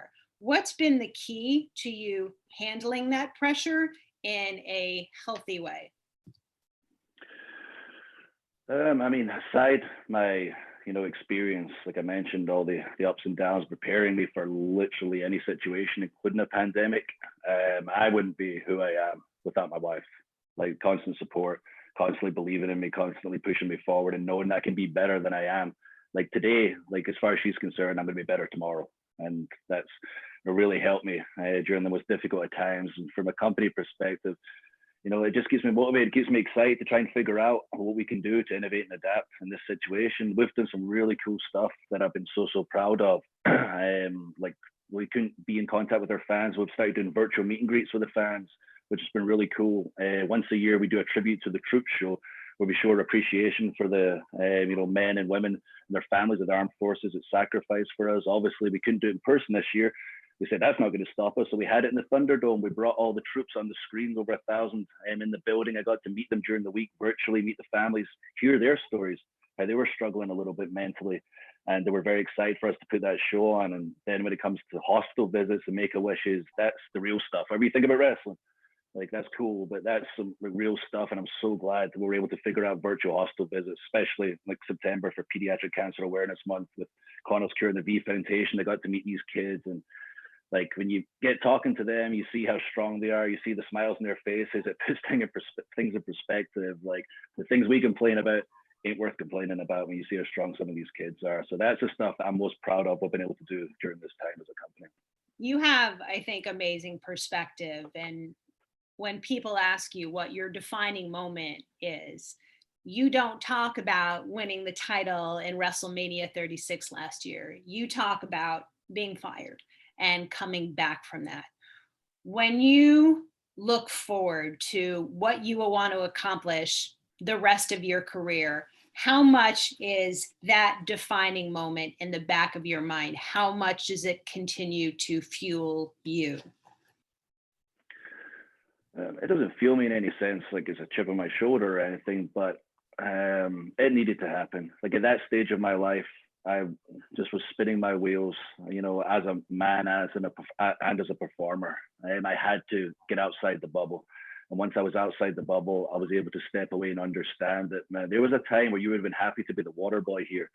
And you got to the point now over all these years where you're just so jaded and feel like woe is me attitude and feel like everyone should be giving you everything, even though you're not putting in the work. And I'm ashamed to think that I was like that at one point, but I needed that real kick in the butt of getting fired to sit down, step back, look myself in the mirror and understand it's on you, buddy. Like a lot of personal things happened that were bad, but in the end, it was on you. And these days, hopefully everyone out there can take something from this. But if you can look yourself in the mirror the first thing in the morning and say, I'm going to give it my all today. And the last thing at night before you go to bed, look yourself back in that mirror. And if you're just going to lie to yourself, just say, did I give it my all today? If you can say yes, then trust me, you can make absolutely anything happen. Couldn't be world champion. And I'll tack one other thing. Look at yourself in the mirror and ask if you've done all you can. And number two, make sure you're grateful and just sort of contemplate the day and think about, no matter whether it goes completely sideways, there's always things to be grateful for. Drew, you are such an inspiration. I'm sending all of my luck to you against Goldberg for the Rumble on January 31st. Thank you for continuing to share your story, and we will see you down the line. No, thank you for having me, Bonnie. It's a great Scottish name, by the way. Oh, it is Bunny Lass. Yeah, Bunny Lass. Thank you. All right, Jeff, thanks for having us. Thank you both for a great dialogue. Drew, we get well soon, happy and healthy. I had a little bit of fun in the background just to make sure you. On. Very nice. You referenced Hulk Hogan, so I gave you my Hulk Hogan pose. I don't think I as well as he did it. There it is. Yeah. I'll let you do that one on your own. I don't think I'm gonna embarrass myself by copying you, but happy and healthy and truly really inspiring to hear your story and inspiration and tenacity of where you are, and from everything you've said, you've really earned it and deserved it, and thank you. And Bonnie, a true professional as always. So thank you both. No belt, but I have a pen, so there's that. Oh, that's a nice pen though. So thank you both very much. Take care, guys. Bye-bye. So we are going to be transitioning, and with that, I think I'll get rid of this virtual background. Although I always know that I need a strong virtual background game when I'm going to play with Rich and with John. John has really stepped up his game year over year. Holy shit! Like, he still got the black shirt, but that background, he has really stepped it up. I like that. He really has. I like it as well. So, to a group that needs no introduction, welcome 2021. I think today is what, December 44th to 2020, or are we actually in 21? Not sure. But to those of you who have not seen John and Rich talk together, our first live office hours when we thought about what is the impact, what really will be the impact on the industry during the pandemic. The first came on and talked about what that will look like and prognosticated among so many other verbs were the great Rich Greenfield and the great John Kozner. So with that, 21 predictions, 21, Lightshed has put them out. Let's dive into them, and you two fine gentlemen. Hey, can you guys hear me? Perfectly. Yes, we can hear you perfectly, John. You guys are live. Take it away. Hi. Can you hear me? So this is how we know we are live. John, I'm trying to unmute. We hear you fine. I think he can't. My guess is he can't hear. He can talk, though. yes. So Rich, tell us, what do you think is going to be most exciting as it relates to 2021? Probably the end of using Zoom quite so much, hopefully at some point during the year. And actually Hey, getting. can you hear me? We can. Yes. I'm guessing it's his AirPods. Can you guys hear me? Yes. Okay. Can you hear us? Good afternoon, everyone. Happy New Year. Happy virtual CES. Rich and I hope you and your families are all doing well and coping in these historically crazy and difficult times. We plan to fill the next hour with a little mirth and perhaps some insight, at least from Rich. We are pleased to do this as part of GlobalVC Sports, and we appreciate the tireless efforts of Jeff Volk and his colleagues to put today's outstanding program together. Jeff recognized early the opportunity for sports startups in New York City, and that energy has spread throughout the country and now the world as well. Yesterday, Rich Greenfield and his partners at Lightshed Partners, Walter Piecyk and Brandon Ross, unveiled their top 21 for 2021 predictions. You can find them at lightshedtmt.com as well as on NYVC Sports. These predictions have become a fixture at CES time. Rich is perhaps the most widely quoted analyst in technology, media, and telecom. He is also one of the most outspoken. While many disagree with him, everyone I know reads him. If you have questions for Rich and me, please send them to me on Twitter today at @jkozner, Kosner, and I will try to get to them. So Rich, welcome. Thanks for having me, John. I mean, Before we get to the specific predictions, what has year 2 been like for Lightshed Partners? Challenges, opportunities for you, Brandon, and Walt? I think the biggest thing, John, is that we know the idea that we're not all together. I mean, I think this remote work is sort of just so odd, right? I mean, not seeing other humans in the same way. I mean, traditionally, you and I would be standing at the Encore tonight, having a drink, talking about sort of what to think about for 21. I mean, we would be having sort of a broad discussion with a lot of other industry executives. And I think the fact that we're all essentially sitting at home, maybe a few of us sitting in empty offices, but that we're all sitting at home is sort of just that whole challenge of sort of removing all travel, removing all sort of direct human interaction. And I think for me, the hardest part, what I love the most about CES, I didn't love going to Vegas. I didn't love waiting for Ubers and all of that. What I loved about Vegas is that you and I would be standing at a cocktail party and we would run into somebody, right? Somebody would bump into us and say, "Hey, John," and you would go, "Hey, do you know Rich Greenfield?" or vice versa. And like the serendipity of meeting other people, which I know, the Global Sports VC, I've spoken at events there and met new people. There's no serendipity in this world of Zoom. It's great to do this, and I love doing it with you and with Jeff and talking to lots of other people that obviously I can't see and bump into in the same way. But I really miss that sort of serendipity of meeting new people and building out my network of people that I know and love talking to. And that's what I think has been the most challenging part of this year, to me at least. I totally agree. in that context, I know you were burning the midnight oil last couple of days coming up with 21 predictions.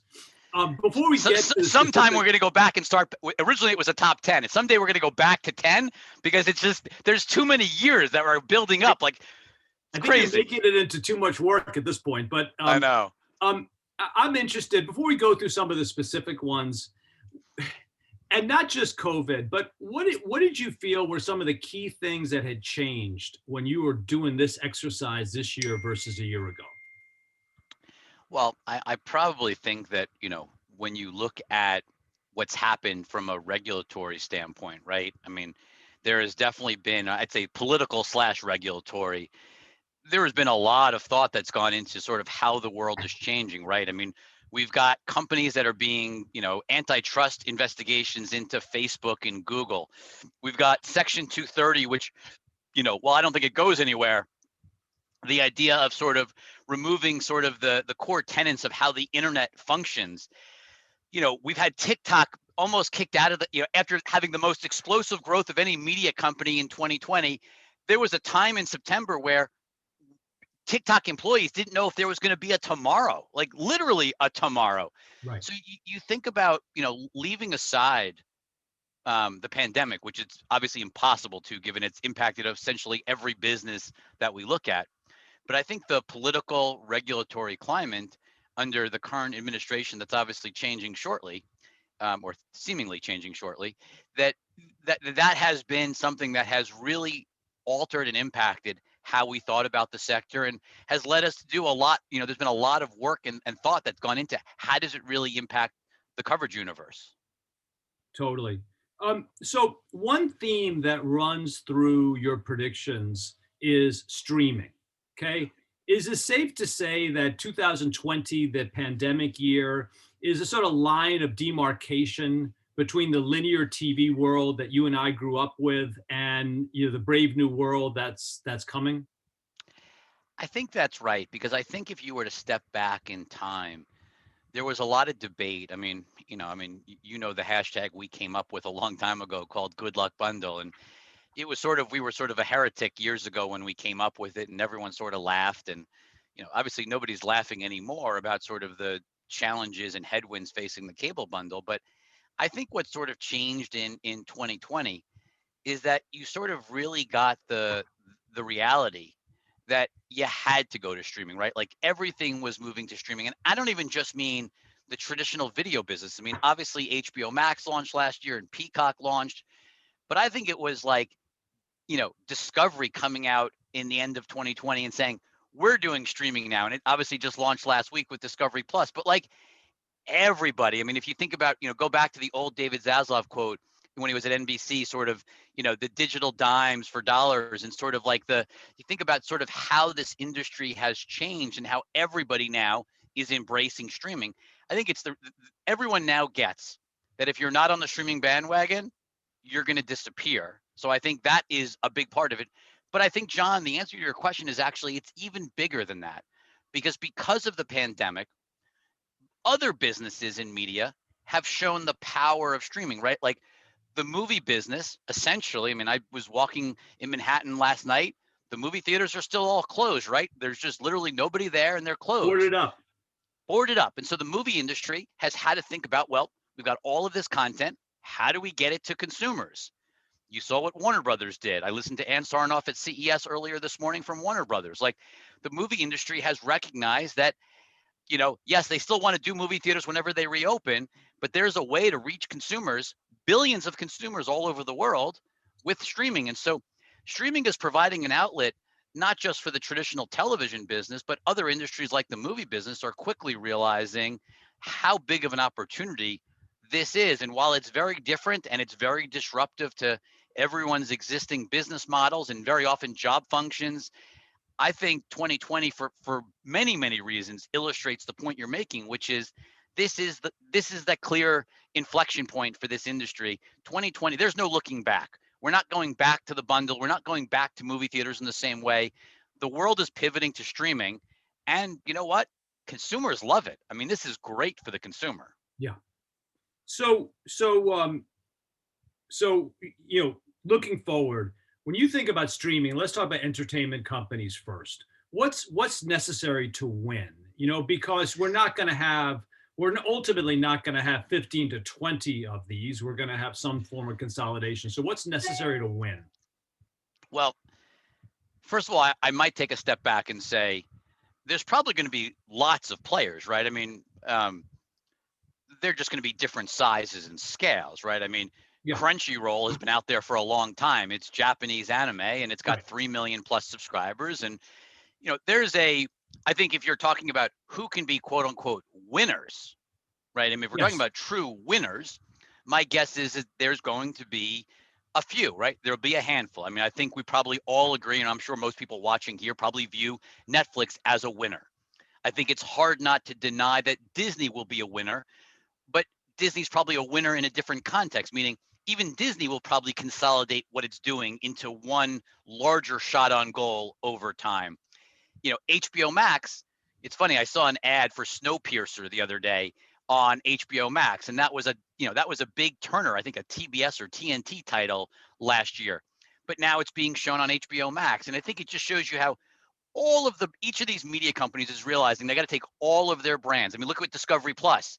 It's not just the Discovery Channel. It's almost, the name is almost a bad name because it's not Discovery Channel, it's Discovery and Food Network and TLC and Home and Garden. It's putting every single Discovery property into one. So I think what you're going to see is everyone is realizing this is a scale game. CBS All Access is morphing into Paramount Plus, which includes all the Viacom networks and their movie studio. And so long-winded way of saying, like, I think there's going to be real consolidation among all of these brands where everyone takes their biggest possible shot on goal. But you're right. Many of these are probably still not big enough, right? Like Viacom ultimately, are they going to be more successful with CBS All Access merging into Paramount Plus? Sure. But do they probably need over time even more brands and scale? I mean, we wrote a piece back in October, or maybe it was November now, probably November, basically saying that even HBO Max and Peacock, honestly, are not big enough. I mean, think about when you say, what does it take to win? Think about what Disney's done.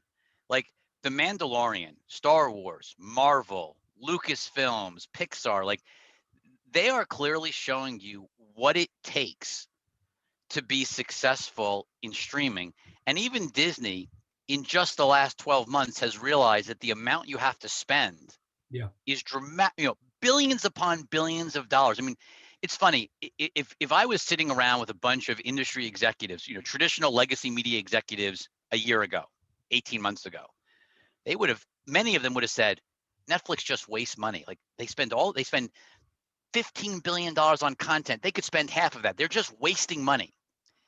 And then you look at Disney, within 12 months, they go from, hey, we're going to spend $4 billion, we're going to ramp to $4 billion, to we're going to ramp to $8 billion. And my guess is by the time they get there, they're going to be spending $16 billion, right? Like everyone is realizing that, to your point, it's a scaled content game. You need to have tons of content to attract consumers or subscribers. You need a lot of content to drive the price, like to increase the value perception so that you can raise price. I mean, Netflix raised price at the end of last year. Nobody even complained because there's so much content. Nobody complains. The first time they raised price, when they went from $7.99 to $8.99, it was like the world came to an end. There were front page New York Times art, like it was everywhere. Awful company. Can't believe they're raising price. How dare they? Now it's like, wow, this is a great value. You can't get rid of Netflix. There's going to be 70 movies on Netflix in 2020, let alone all this TV content. I mean, everyone's watching Bridgerton right now from Shonda Rhimes. Like it's the #1 show in the country right now. Like, so I think as you start to realize how much scale is needed, that you're going to lead to necessary is going to be consolidation. So I think, you know, an HBO or sorry, a Warner Media, NBC Universal deal, I mean, it just makes sense. And then you go, well, if NBC Universal and HBO make sense, and the egos and the personalities may not be ready to do that deal yet, but the reality is if they're not big enough, and remember, let's step back, because a company you know well, John, called Disney thought they weren't big enough, right? Which is why they went out and got Fox and fought really hard, right? Like literally went to the mat, raising price multiple times to win Fox. So that was Disney telling you, we're not big enough to compete against Netflix without more scale. I think that kind of sends a signal to everybody else. Nobody else is big enough. They're all going to need to get more scale, more franchises, more brands to really be competitive long term. And this brings up also just the importance of library. You know, number 13 in your predictions is what happens with MGM. Yep. And I think, you know, you think about that asset, and I mean, I think in our careers, John, how many times has MGM been for sale and traded hands? I mean, Yeah. probably more time. I mean, more than I have fingers on my hand. I mean, I remember the Alex Yemenijan days. Like, I mean, this thing gets sold over and over, Krikorian, etc. But, you know, ultimately, you know, you do need lots of, you know, it's not just about having new content. It's about having all forms of content. I mean, right? Kids content matters a lot. Multicultural content matters a lot. Library matters a lot. Like, because it's, again, it's not just having the hit new show. It's keeping people entertained and the whole family entertained every single day. I mean, it's also the globalization of the business. I mean, you know, I think what's really been interesting for me to watch, and you know, we probably should have written more about it in our top 21, just because it happened. But it happened yesterday, and it was probably the most shocking thing I've seen. A French television show called Lupin, Lupin, hit number 3 in the U.S. on Netflix yesterday. So it's a French TV show made for a French audience with French talent, dubbed into English or subtitled. That was the number 3 most popular show behind Bridgerton and Cobra Kai on Netflix yesterday. And I think that just shows you that, like, the globalization of this business and the diversity of content that's going to be needed to win, to your point on kind of MGM and sort of the value of building up as much content, and is not just the content, not the existing shows, but also the underlying IP. I mean, if you think about Disney, Guardians of the Galaxy was not why they bought Marvel. But they bought it for obviously Iron Man and, you know, all of the major titles. But the reality is, when you buy companies with deep catalogs, you stumble upon other titles that can be rebuilt or recreated or leveraged off of, or sub characters that were in one of these properties. And all of a sudden, I mean, that to me is like, I was thinking about Bond. Bond is something that, there's a movie every 3 to 4 years. We all know, I mean, from Sean Connery up to where we are now, like you think about Daniel Craig and all throughout the years. Why is there no like larger Bond? I mean, there is no Bond TV series. There is no Bond digital presence. There's no, like, Bond doesn't really live in its own world. I mean, Harry Potter has this huge theme park, right, in multiple places. And I don't know, it sort of just strikes me that if you think about what MGM could be with the right owners, and again, we said it was Comcast. I could make an argument why it should be Warner Media. I mean, I could make an argument really why anybody would want to own it at a right price, obviously. Right. But the concept of having more IP to comb through, looking at the world we're going into, it's going to take a lot of money and a lot of IP. Yeah. What do you, let's talk about sports and streaming, because sports, of course, has been sort of the bastion of the pay TV universe, and that supported the whole industry. Do you see entertainment streamers who don't have sports beginning to add sports? Do you see those who do, like Peacock, doing more sports as we go forward? You know, the problem with sports, as you know better than anyone, is the cost of sports is so extremely high.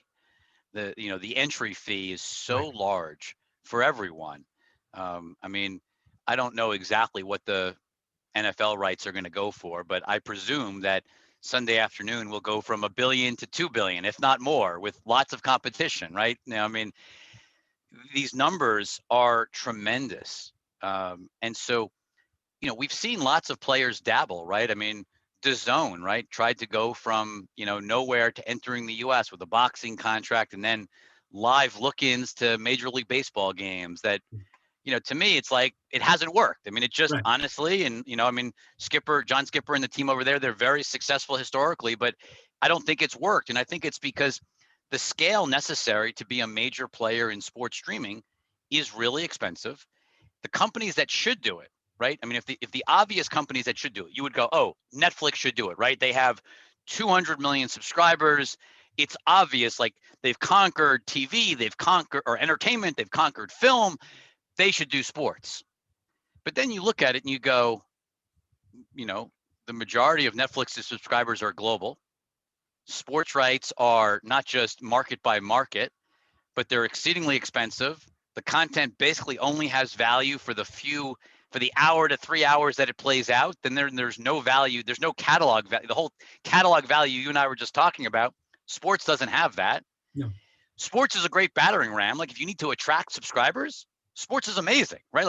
But Netflix doesn't have trouble attracting subscribers. That's not their problem. Amazon Prime is certainly using sports. They're dabbling, right? I mean, they've got lots of what I would call relatively small deals in the scheme of a $1 trillion company. They certainly have not made the big inroad. I mean, you saw them do a playoff game, right? Or sorry, they did the last week of the regular season. They did that game a couple of weeks ago. They've been a simulcaster on Thursday night. They've done tennis. They've done international, rights for the U.S. Open. Lots of little things. I think we're waiting for one of the tech companies to step up. I think it's going to happen over the next 12 to 18 months where you start to see companies like Amazon take a bigger stab at sports rights. But in terms of like an existing company, and you mentioned Peacock, like Peacock doesn't even have the NFL yet. I presume they will have the NFL in the new renewal, that they'll basically replicate what CBS All Access, soon to be called Paramount Plus, does, where you get the live feed of the games on Sunday afternoon as part of that. But I don't think that's a huge game changer. I mean, if you think about it from CBS All Access's point, I'm sure there's some people that sign up for CBS All Access just for the NFL. But if you're a diehard NFL fan, it's not like CBS All Access satiates you, right? Right. You really need the bundle. I mean, if you're a diehard sports fan, to your point in the very beginning of this segment, you got to be a bundled subscriber, because the only place to get all of sports is the big bundle. The problem the bundle has is that if you're not a sports fan, Right. the best content is no longer actually in the bundle. The best content is on Netflix, Disney Plus, HBO Max, Hulu, etc. And you don't need a bundle for that. And so I think sports is sort of the only reason the bundle sort of exists. And I mean, at some point, I'm sure you'll wake up and Apple will do something huge in sports. But my guess is most of these companies are really right now primarily focused on building out their entertainment content. And that, if you think about dollars, yes, you could clearly say Apple could do both, right? Apple could build that entertainment and do sports at the same time. They have the capital. It's not a money problem. But my guess is you're going to build up on entertainment. It has lots of library value. It works all over the world. And then you'll turn to sports at some point in the future. Yeah. Maybe, I mean, look, sports rights are starting to go down. I mean, Major League Baseball had a down deal, right? I mean, we haven't really seen down deals in the US. I know it's happened with Premier League rights in the UK, but we haven't seen down deals for a major sports league in the US until then. Well, let's talk about the big kahuna here, and you get to it. I think it's number 2 in your predictions. Seems to me like what's holding the bundle together isn't so much sports, it's the NFL. And the NFL appears the NFL appears to play in a league of its own. So what do you see these deals coming down, relatively soon this year? What's different? You looked at the same exercise a year ago. Yeah. I think that everybody who's in the TV business, as much as we can talk about cord cutting and the headwinds facing advertising, the reality is the entire bundle collapses without the NFL. None of the companies that we look at, ESPN without the NFL, I don't think is viable. Not the other sports just aren't powerful enough. If you think about what would happen to CBS, to Viacom, if CBS didn't have the NFL, the reality is while these businesses are facing real long-term headwinds, in order to kind of kick the can down the road, they don't have a choice. They have to go in and spend as much as possible to keep these rights. Again, it doesn't fix the long-term problem of they've all got to pivot to the internet. They've all got to pivot to streaming. They've all got to figure out a new way forward, because, you look at the math on something like ESPN.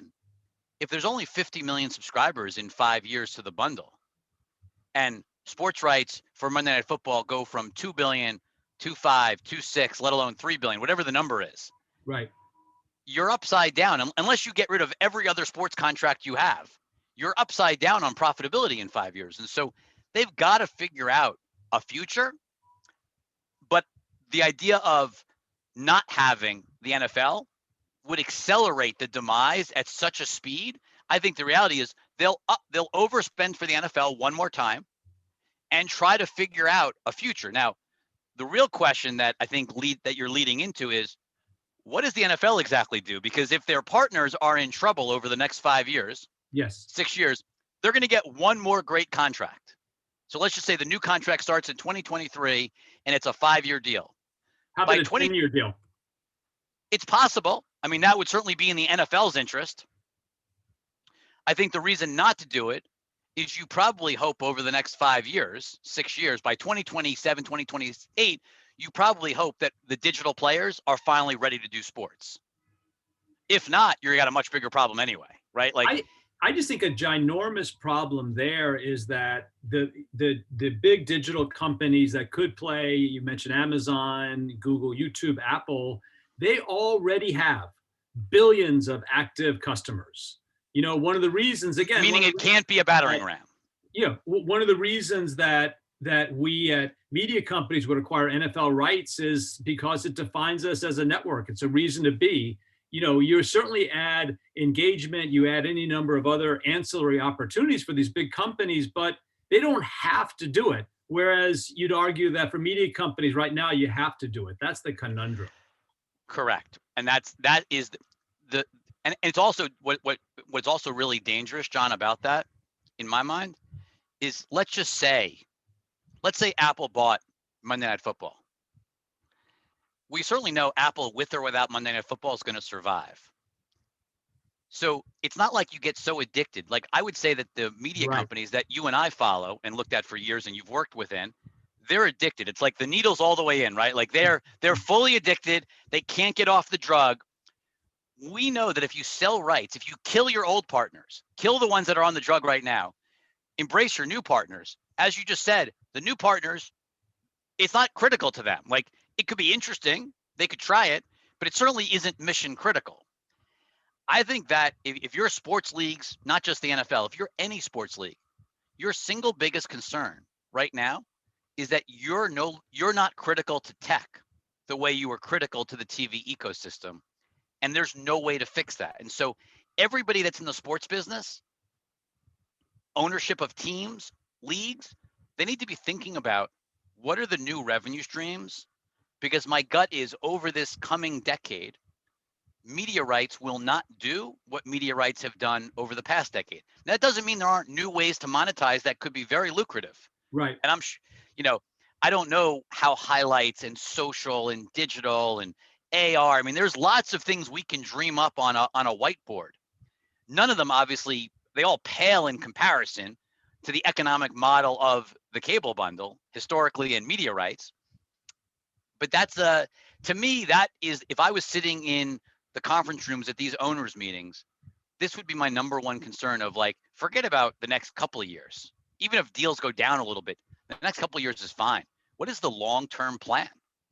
Yeah. But you're sketching out a scenario here where the NFL, again, because it is just appointment viewing in a way that nothing else is poised to take a even bigger chunk out of a shrinking ecosystem. So even in the next couple of years, you guys mentioned hockey. I've been bullish on sort of hockey's prospects, but you not so much. And the reality is there's less money in the system once the Correct. NFL gets done. And look, if the NFL gets done at a big number, people are going to have to cut elsewhere, right? I mean, you know that your subscribers to the multi-channel bundle, I don't know, 77, 78 million, you're down from 100. All signs are pointing, I mean, these companies are getting on public conference calls talking about the bottom being 50 to 60 million.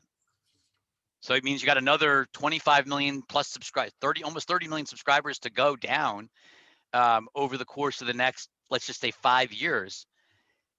If costs are going up for the NFL, I think that has to come out of the other. And again, we're not just talking what you think of as traditional sports. I mean, this could also be things like WWE, right? I mean, everything, right? Yeah, it's everything. It's right. It's all live events that are on TV. It could be Right. the Oscars, the Emmys, like anything that is sort of, quote, live is probably at risk.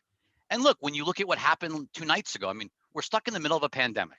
I know Alabama's played like 37 times in the finals, But the fact that the finals for college football, the CFP, was down to the lowest level ever recorded between BCS and CFP, the viewership was just so bad. There was nothing else on television. It's not like that night was an overly political news night. I mean, I know it's been a very volatile week, but it wasn't like that night had crazy news flow that would have driven news viewership relative to historically. And the ratings were bad. And it's like, it's something that's become sort of, it's almost becoming accepted, right? Like every single thing, World Series, NBA Finals, and yes, there's time shifting to deal with, but like across the board, I think the biggest surprise of 2020, if you think about like think about when we talked right at the beginning of the pandemic, you and I, we would have assumed with everyone stuck at home, whenever sports came back, we would have assumed bonkers ratings for sports, right? Like you got nothing else to do, but it hasn't played out. I mean, TV has been a real disappointment for sports over the course of the last 6 or 7 months as they've come back. And we can come up with lots of explanations, but when you see something like last night, it just hits it home again of like something's wrong, right? Like there's just two great teams. Something's changing. I mean, something's changing that affects it. In your predictions, you talk about the importance of interactivity in the TV experience. Look,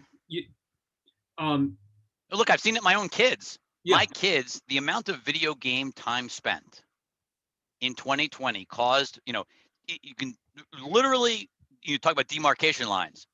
The pandemic changed their adoption of video gaming without a doubt. Like they had always played video games, but the use of video games, and I don't just mean playing a game passively, but I mean playing a game with their friends, like all their friends on a Zoom, they're all talking, or all their friends on Discord, and they're talking to their friends while they're playing the game.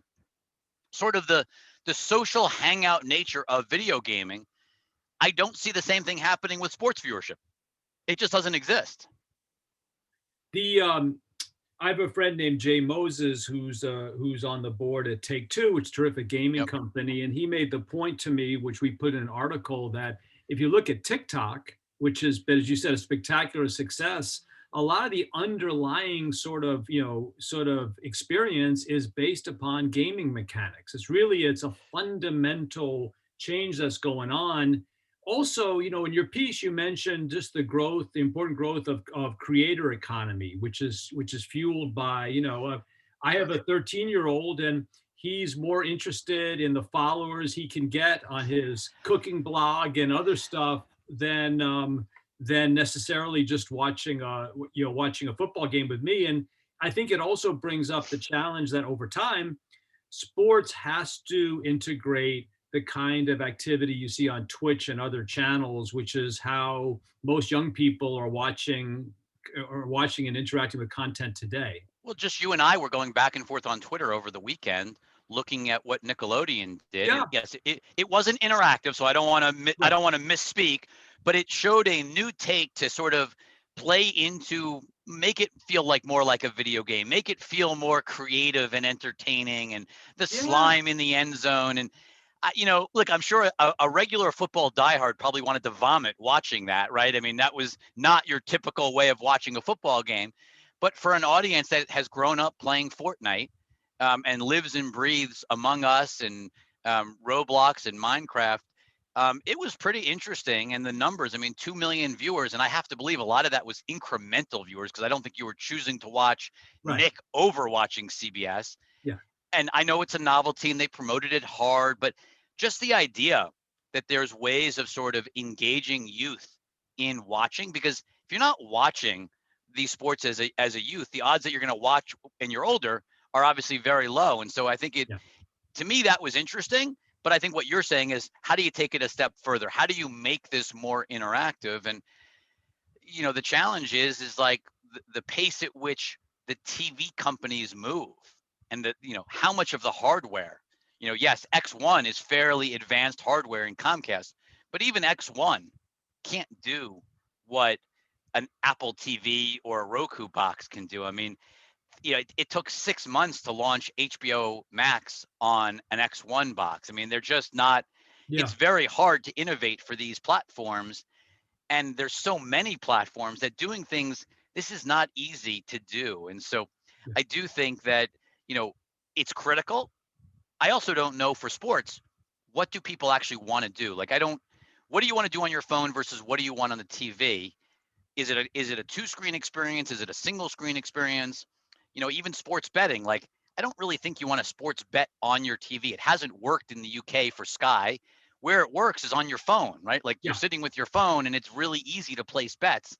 Nobody really wants to do that on their television screen. It's cumbersome. I mean, you've used your TV remote. Would you want to be placing bets and logging into websites on your TV? The answer is no.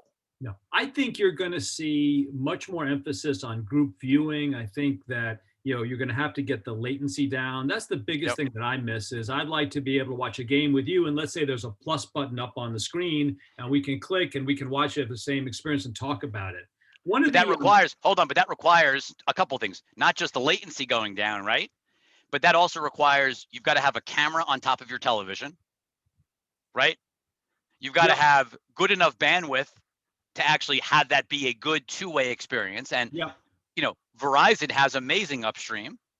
Cable companies just are notorious for not having as good of an upstream. Right. And so that kind of live video quality isn't as good. And I agree. I don't think it's going to work. I don't think audio only works. I think it's going to have to be like we're watching. Like if we put the game inside of Zoom and we were watching the game the way you share your screen in Zoom, that would be pretty awesome. Now, that hasn't happened. I mean, I think it's actually one of the things we talked about in that Zoom at the beginning of the pandemic. It was like, why doesn't somebody create this experience of like, hey, we're all watching the NFL game? Yeah. Nobody did it, John. Nobody. No, I know. I mean, separately, Ben Thompson, the tech writer, mentioned that when they did their fantasy basketball draft this year, they did it in Zoom, which I thought was a brilliant thing. It made me, it's painful for me because it's the kind of thing I would have loved to see us do. I want to get to, you talked about growth of platforms. One of the most fascinating, and you cover it here, to me is Roku. As I was looking this morning, market cap of $53 billion. So talk a little bit about that company, what they're up to, what you see. I think if there's one big theme for 21 that everyone needs to think about, 2020 was certainly the inflection point for the programmers shifting to streaming. 2021, I think, is all about the war for the living room. I mean, the war for the connected TV, right? I mean, this is who controls your media life. And you've got big companies. Roku clearly is in the pole position. I mean, there's no doubt with 50 million plus households now using Roku on a monthly basis, like they have become the leader. You've got Amazon, clearly with Fire TV that wants to be a major player. You've got Google, which has relaunched Google TV from the old Android TV. Right. Great product, not marketed. Like nobody knows. I mean, I think the kind of digital tech savvy, media savvy world knows it's the best product right now, but Google doesn't market. And look, one of the things that we always think about in the coverage of media and technology is that for whatever reason, time and time again, single purpose companies tend to win. Just generally, not always, but tend to win. If you think about Netflix, right? Netflix had no right to be the leader in this category, given the strength and success of all the other companies that you and I know that, tried to do things in this space. Spotify crushed Apple, right? Like Apple was the de facto leader in music, digital music, and now Spotify is the de facto leader. Yeah. Roku, if you think about it, Google does lots of other things. Amazon does lots of other things. Samsung works great on their TVs, but it only works on their TVs. Vizio does an incredible job on their TVs, but it only works on their TVs. Now, I think what you're going to start to see in 21 is more companies try to go cross-platform. Like I wouldn't be surprised to see a Samsung or a Vizio, Comcast with their X1. I think you're going to see more and more tvOS platforms because I think everyone is realizing that tvOS is so powerful, not just for TV, but for gaming, for the creator economy. I mean, if you walk up to you were just mentioning the Google TV device. If you hold down the voice assistant, which is Google Assistant, and you say Roblox, immediately pops up every video of watching somebody play Roblox or Minecraft hacks. Like the integration of, I think we often forget, we all know that Netflix is the most used streaming app. What everyone forgets on televisions, the number 2 streaming app is YouTube. And so the blending of premium content, user-generated content, gaming, think about Twitch, and like that, there is, you're actually going to be gaming. Obviously, gaming has exploded. So gaming on the TV, Stadia, kind of cloud gaming. There's so many reasons to want to control that home TV experience or that home living room experience. I think you're going to see a much more intense war. Roku clearly isn't going anywhere. I think the question will be, how does their market share change as the others, which should have been aggressive and were, I don't want to say sleeping, but really sort of everyone sort of let Roku run away with this. It'll be interesting to see whether that changes or whether Roku's lead is just so far and away ahead that nobody can catch up now. So Disney, Sure. my former company, right after we did our last thing for NYVC Sports in early May, you noted the various COVID-related major problems the company had. Theme parks closed, cruise ships docked, movies shut down, accelerated cord cutting. And Sure. You came out with a sell on the company and a target and a stock price, I think, of 85. Today, when I checked, it was 176. You did a mea culpa last week. Again, these things happen. But what's going through your mind? You changed the outlook to neutral. So it isn't necessarily like you're on the bandwagon. I'm interested in your current point of view. You have to. I mean, look, our goal as analysts is to be right more than we're wrong. I mean, the reality is, nobody gets every stock right every day, or they'd be sitting on a desert island enjoying life rather than just doing this job. The reality is we all make mistakes. We got to own up to those mistakes. And I think in many ways, sunshining and shining a light on your failures is even more important than taking congratulations and taking victory laps on your winners. We learn a lot from making mistakes. And I think in this case, what was surprising is you're right. I mean, everything went wrong for Disney. They had the 2 worst quarters, I think, in the company's history. I mean, literally losing money across the last couple of quarters, and the stock rocketed to an all-time high. Now, part of that is obviously the belief that the pandemic's going to come to an end. It's obviously a bit more delayed than we all hoped. But the reality of why Disney is at $177 is that the company has leaned far more heavily and faster into streaming. So not only has Disney Plus, forget about Hulu, forget about ESPN Plus, that's all just a sideshow. Disney Plus has dramatically exceeded expectations. We came into this year, our 20 for 20. I remember walking at CES, and I remember talking to a bunch of people at our cocktail party that we had that night that I think you were at. We were forecasting 50 million subs for year 1 for Disney Plus, which after the 10 million, which was big. People thought we were nuts. I mean, people were at the cocktail party saying, I don't know what you're smoking, that's ridiculous. They obviously exceeded that number within, a couple of months. They got to, 80 plus million subscribers. I think it's the view that they, this analyst day they had a few weeks ago where they're talking about doubling their spending, putting an array of content that shows you that they really understand. This isn't about putting up The Mandalorian once a year and then that's it.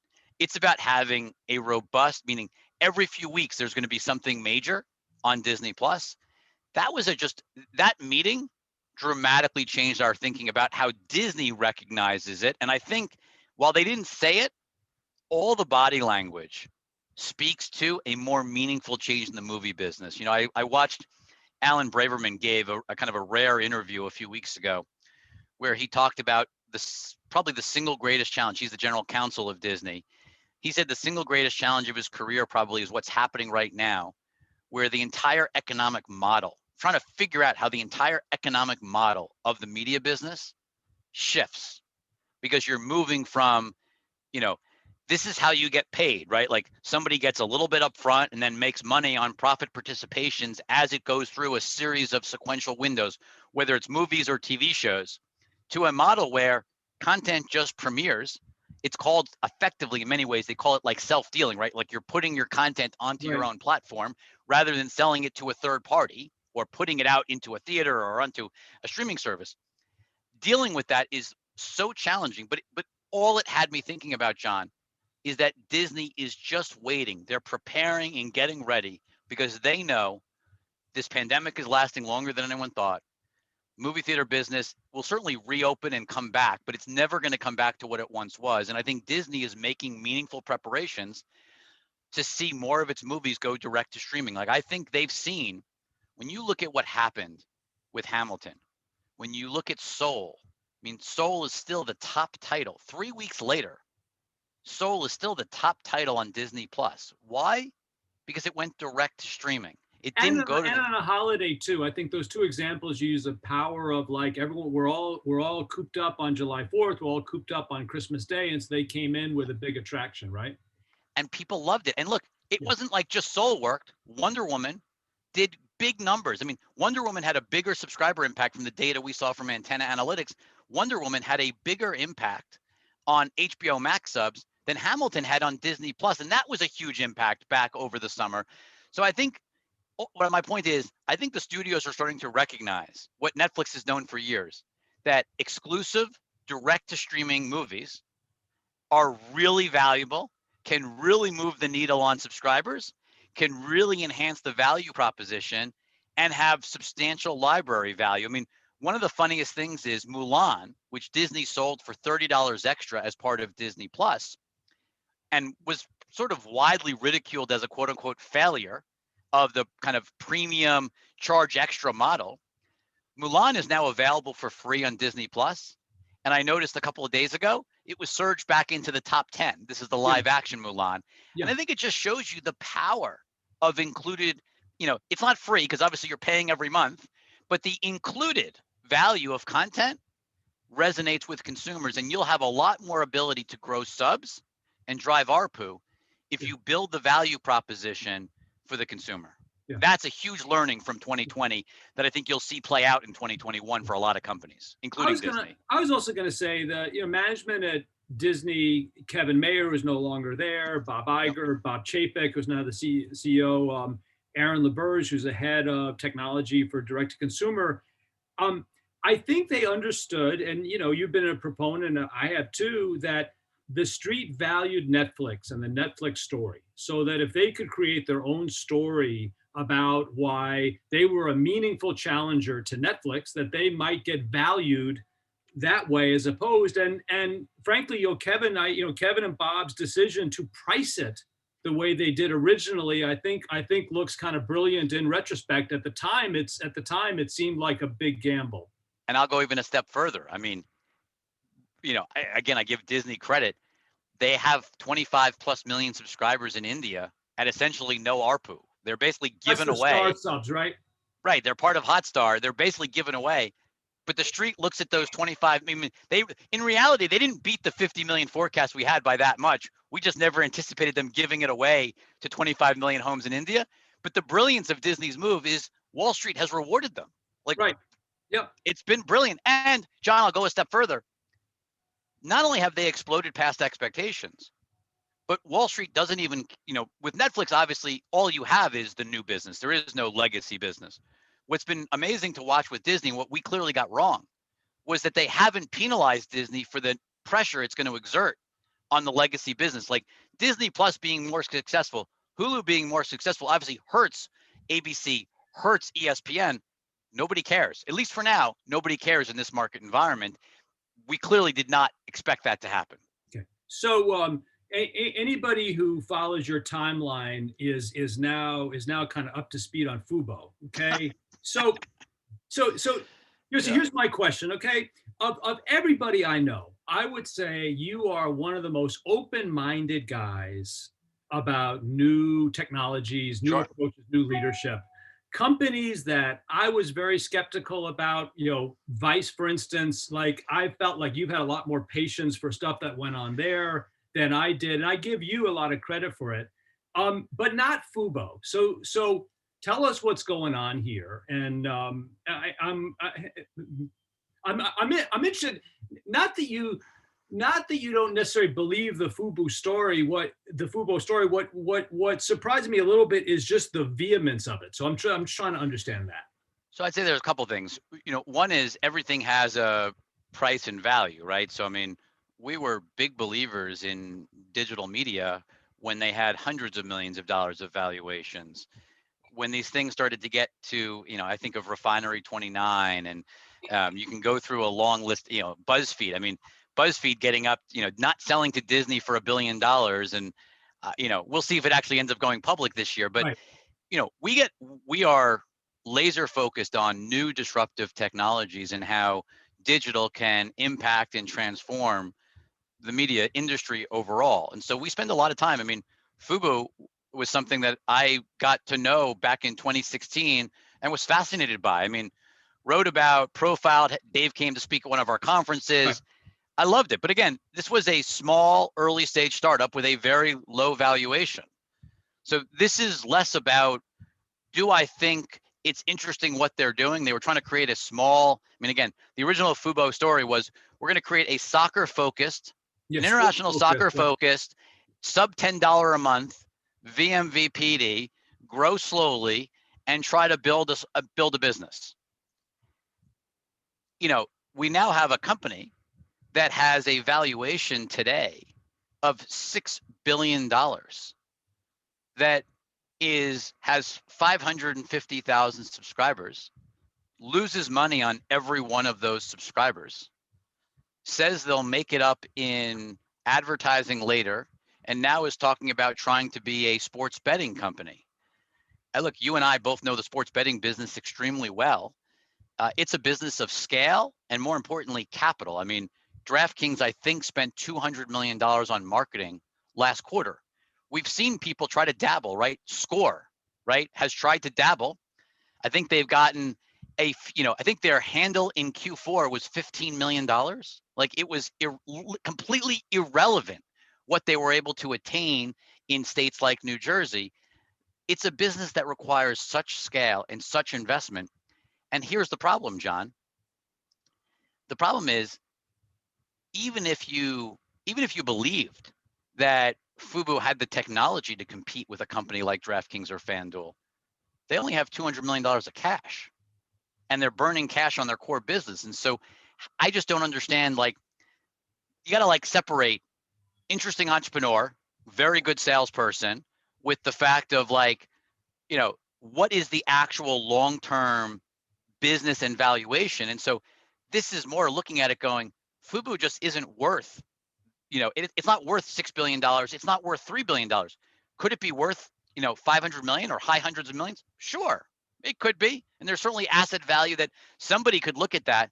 But to believe that it's worth $6 billion and they're going to rival DraftKings and compete with DraftKings in sports betting, or that it's going to rival Roku in advertising. I mean, let's just be clear. Roku's going to do $1 billion in connected TV advertising.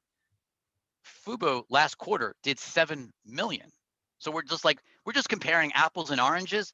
And I think, unfortunately, sometimes some of these stocks get caught up in retail mania, where there isn't really the true understanding of actual value and how to value a company, and things get caught up in hype. And so you get these dislocations. And so, when we see dislocations, we get very aggressive and very vocal.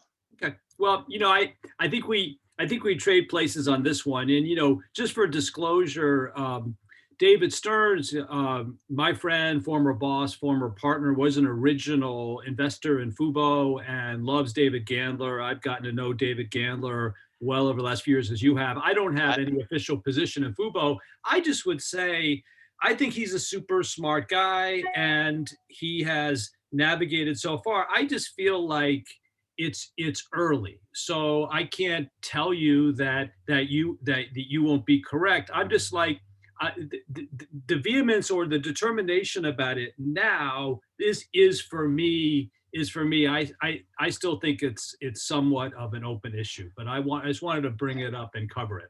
Look, we're going to find out. I mean, the reality is, well, look, we've seen Sony exit the business, right? Sony shut it down. They couldn't even sell it. Too. Right. It literally, Sony couldn't find a buyer. It's such a troubled business that Sony couldn't even find someone to buy it for any amount of money. So it's an interesting spot to be in. And look, I think part of the problem goes back to what you talked about at the beginning. The programmers are not your friend, right? The problem with the programmers is they want everything carried. They don't allow you to pick and choose. I mean, this isn't just a Dave Gandler or Fubo issue. This is a whole industry issue. No, it's right? a whole industry issue. Yeah. AT&T, let's go back. Let's just review DirecTV Now. The premise of DirecTV Now was we're going to offer you a smaller, thinner bundle at a lower price. And instead, they got jammed with the same channels, forced to take all the same things that everyone else has. And all of a sudden, same thing with YouTube TV, right? I may love the service as a user, but they take all the same channels. They now have Viacom, they have Discovery. Everybody gets forced to take everything. The programmers don't allow you to pick and choose. And so it leads to these bloated bundles. And everyone is in the same boat of charging too much and not having the flexibility. If you woke up tomorrow and you could pick and choose what channels you wanted, this would be a very different story. But you can't, nobody can do that. And that's part of the problem. Yeah. The last thing I'd add, just from my thing, and it's covered in the predictions, is we're really seeing tremendous growth in podcasting. For those in the audience who don't subscribe, I'd recommend you subscribe to Rich's podcast. He, Brandon, and Walt do a really good, 45 minutes to an hour every Friday that lists all the issues that come up. If for anybody who wants to kind of stay abreast of what's happening, these guys do a really good job. Rich, I'm not exactly positive where that business is going, other than it's growing and you can kind of feel it. Again, feels like kind of like a step change just in a year, just the expansion of podcasting and the breadth of new content, products. right? The breadth of content, Is just astounding, right? Like it's like, it reminds me of like who doesn't have a podcast now, right? Like everyone is starting a podcast. Just like, you mentioned your son is a creator on YouTube. Like, these are like, it's like one of the things to do is like, hey, I'm going to create a podcast now and I can build a following, and sort of everyone is. And the reason I think it's happening is twofold, maybe threefold. Obviously, the explosion of AirPods, connected devices, connected cars, speakers, etc. But I think there's two other really important elements. One is you can multitask, right? Like you can be walking, you can be on the soccer field watching your kid, you can be, at the gym when you went to gyms, but theoretically, you could multitask, and audio is a background activity that you can do while you do other things. I can even be reading my phone while I'm listening to a podcast. So it actually expands the amount of time you can touch media in a day. And I think people find a lot of value they can get a lot of information. I mean, we even read our research now, and people listen to our research versus reading our research. For some people, they put it on 1.5 speed and they can quickly consume far faster than they could read and have to pull up a website. But then the other piece of it is, I think from the creator standpoint and the listener, there's an intimacy, right? Like speaking into your ear. I think you really feel like you get to know the person, and there's something just so intimate. And you think about the early days, I mean, pre-television, right? Like the early days of radio, like there's just something about it. I mean, think about the early days of listening to Howard Stern, right? Like just, go back to like how, even remember TV used to just basically be radio and with a screen. Like there's something just intimate about listening to somebody and hearing them tell a story or talk about something. I think it's just a really interesting way for a creator to build their relationship with the fan or with the consumer. And people love that intimacy. And I think that intimacy over time, which is why I think companies like Spotify, and now you saw Amazon bought Wondery. I think it's that intimacy that people realize that you can build a very big business around. Not just itself, like it's not a business, it's a good business, but I think it's also, once you have people's time and attention, what else can you do with it? Exactly. And then how do you take those brands and turn them into other media properties? I mean, it's a really cheap form of IP creation too. I mean, you're seeing, Dr. Death is going to be on Peacock this year. It came from a podcast from Wondery. You're seeing more and more of that sort of transformation, or just like you would use books to turn into movies or TV shows. Podcasts are becoming the new, kind of book, in a sense of IP creation. Test it out, learn, see what works, and then turn it into something far bigger. So I think it may not even be just directly the ad revenue that comes with podcasting. I think there's a lot of other ways to build value that we're just beginning. I agree. So Rich, thank you. Happy New Year. Happy New Year. Happy CES. Stay safe and well. And John, hopefully by this time next year, we're doing this live and in person. In Las Vegas. In Vegas. That is my hope, is that 1 year from now, we are shaking hands and having a cocktail, because if we don't, I don't know how much longer I can imagine sitting inside. I got you. Jeff, back to you. There's nobody better. Both of you guys, truly. Thank you. Yeah, first and foremost, thank you for bringing up David Stern. It was almost, what, a year? It's been a year and 2 weeks since David passed. He's obviously always been a front runner and had foresight and a prognosticator. So getting out of the way of 2020 may have been his final mile. I think we all miss him and his vision and his mentorship. So thank you for bringing him up. These events are great. We love the content and we love the discussion, but you're absolutely right. Like CES, there's nothing better than the networking that goes along with it. So the sooner that we can get back to all of that. I don't know if you guys know what networking is. It was this thing we used to do and Over a beer. and before we get on a plane, we'd see each other in person. Maybe we'll bump elbows. I don't know, kick a toe, something like that. Tonight, the launch of the NHL. I heard someone say earlier today, it'll be a puck drop unlike any other, which I think is a nice sort of message to all that goes on in sports. So that'll be fun. And to your point about watching together, you know, we've seen so many ideas around how do you watch together. And I think we'll be great to start to figure out how all that works. But you're right, there are a lot of complications around all of it. So in conclusion, or to wrap, check out Lightshed's website and all 21 predictions for 21. You got an extra one this year than you got last year, and you get one new one next year. And thanks to all of our panelists. The conversations were tremendous. They were meaningful. They were fun. They were thoughtful. All of this will be available on VOD, where we'll cut out some of the transitions and have a good time. And to people that are watching our office hours and our programming, if you have any ideas, thoughts, panelists, ideas, this is your community. So please don't be bashful as far as reaching out to us with ideas. We'd love to make them happen. So with that, happy New Year and stay healthy, gentlemen. And we'll talk soon. And as always, truly from all of us, thank you. Thank you.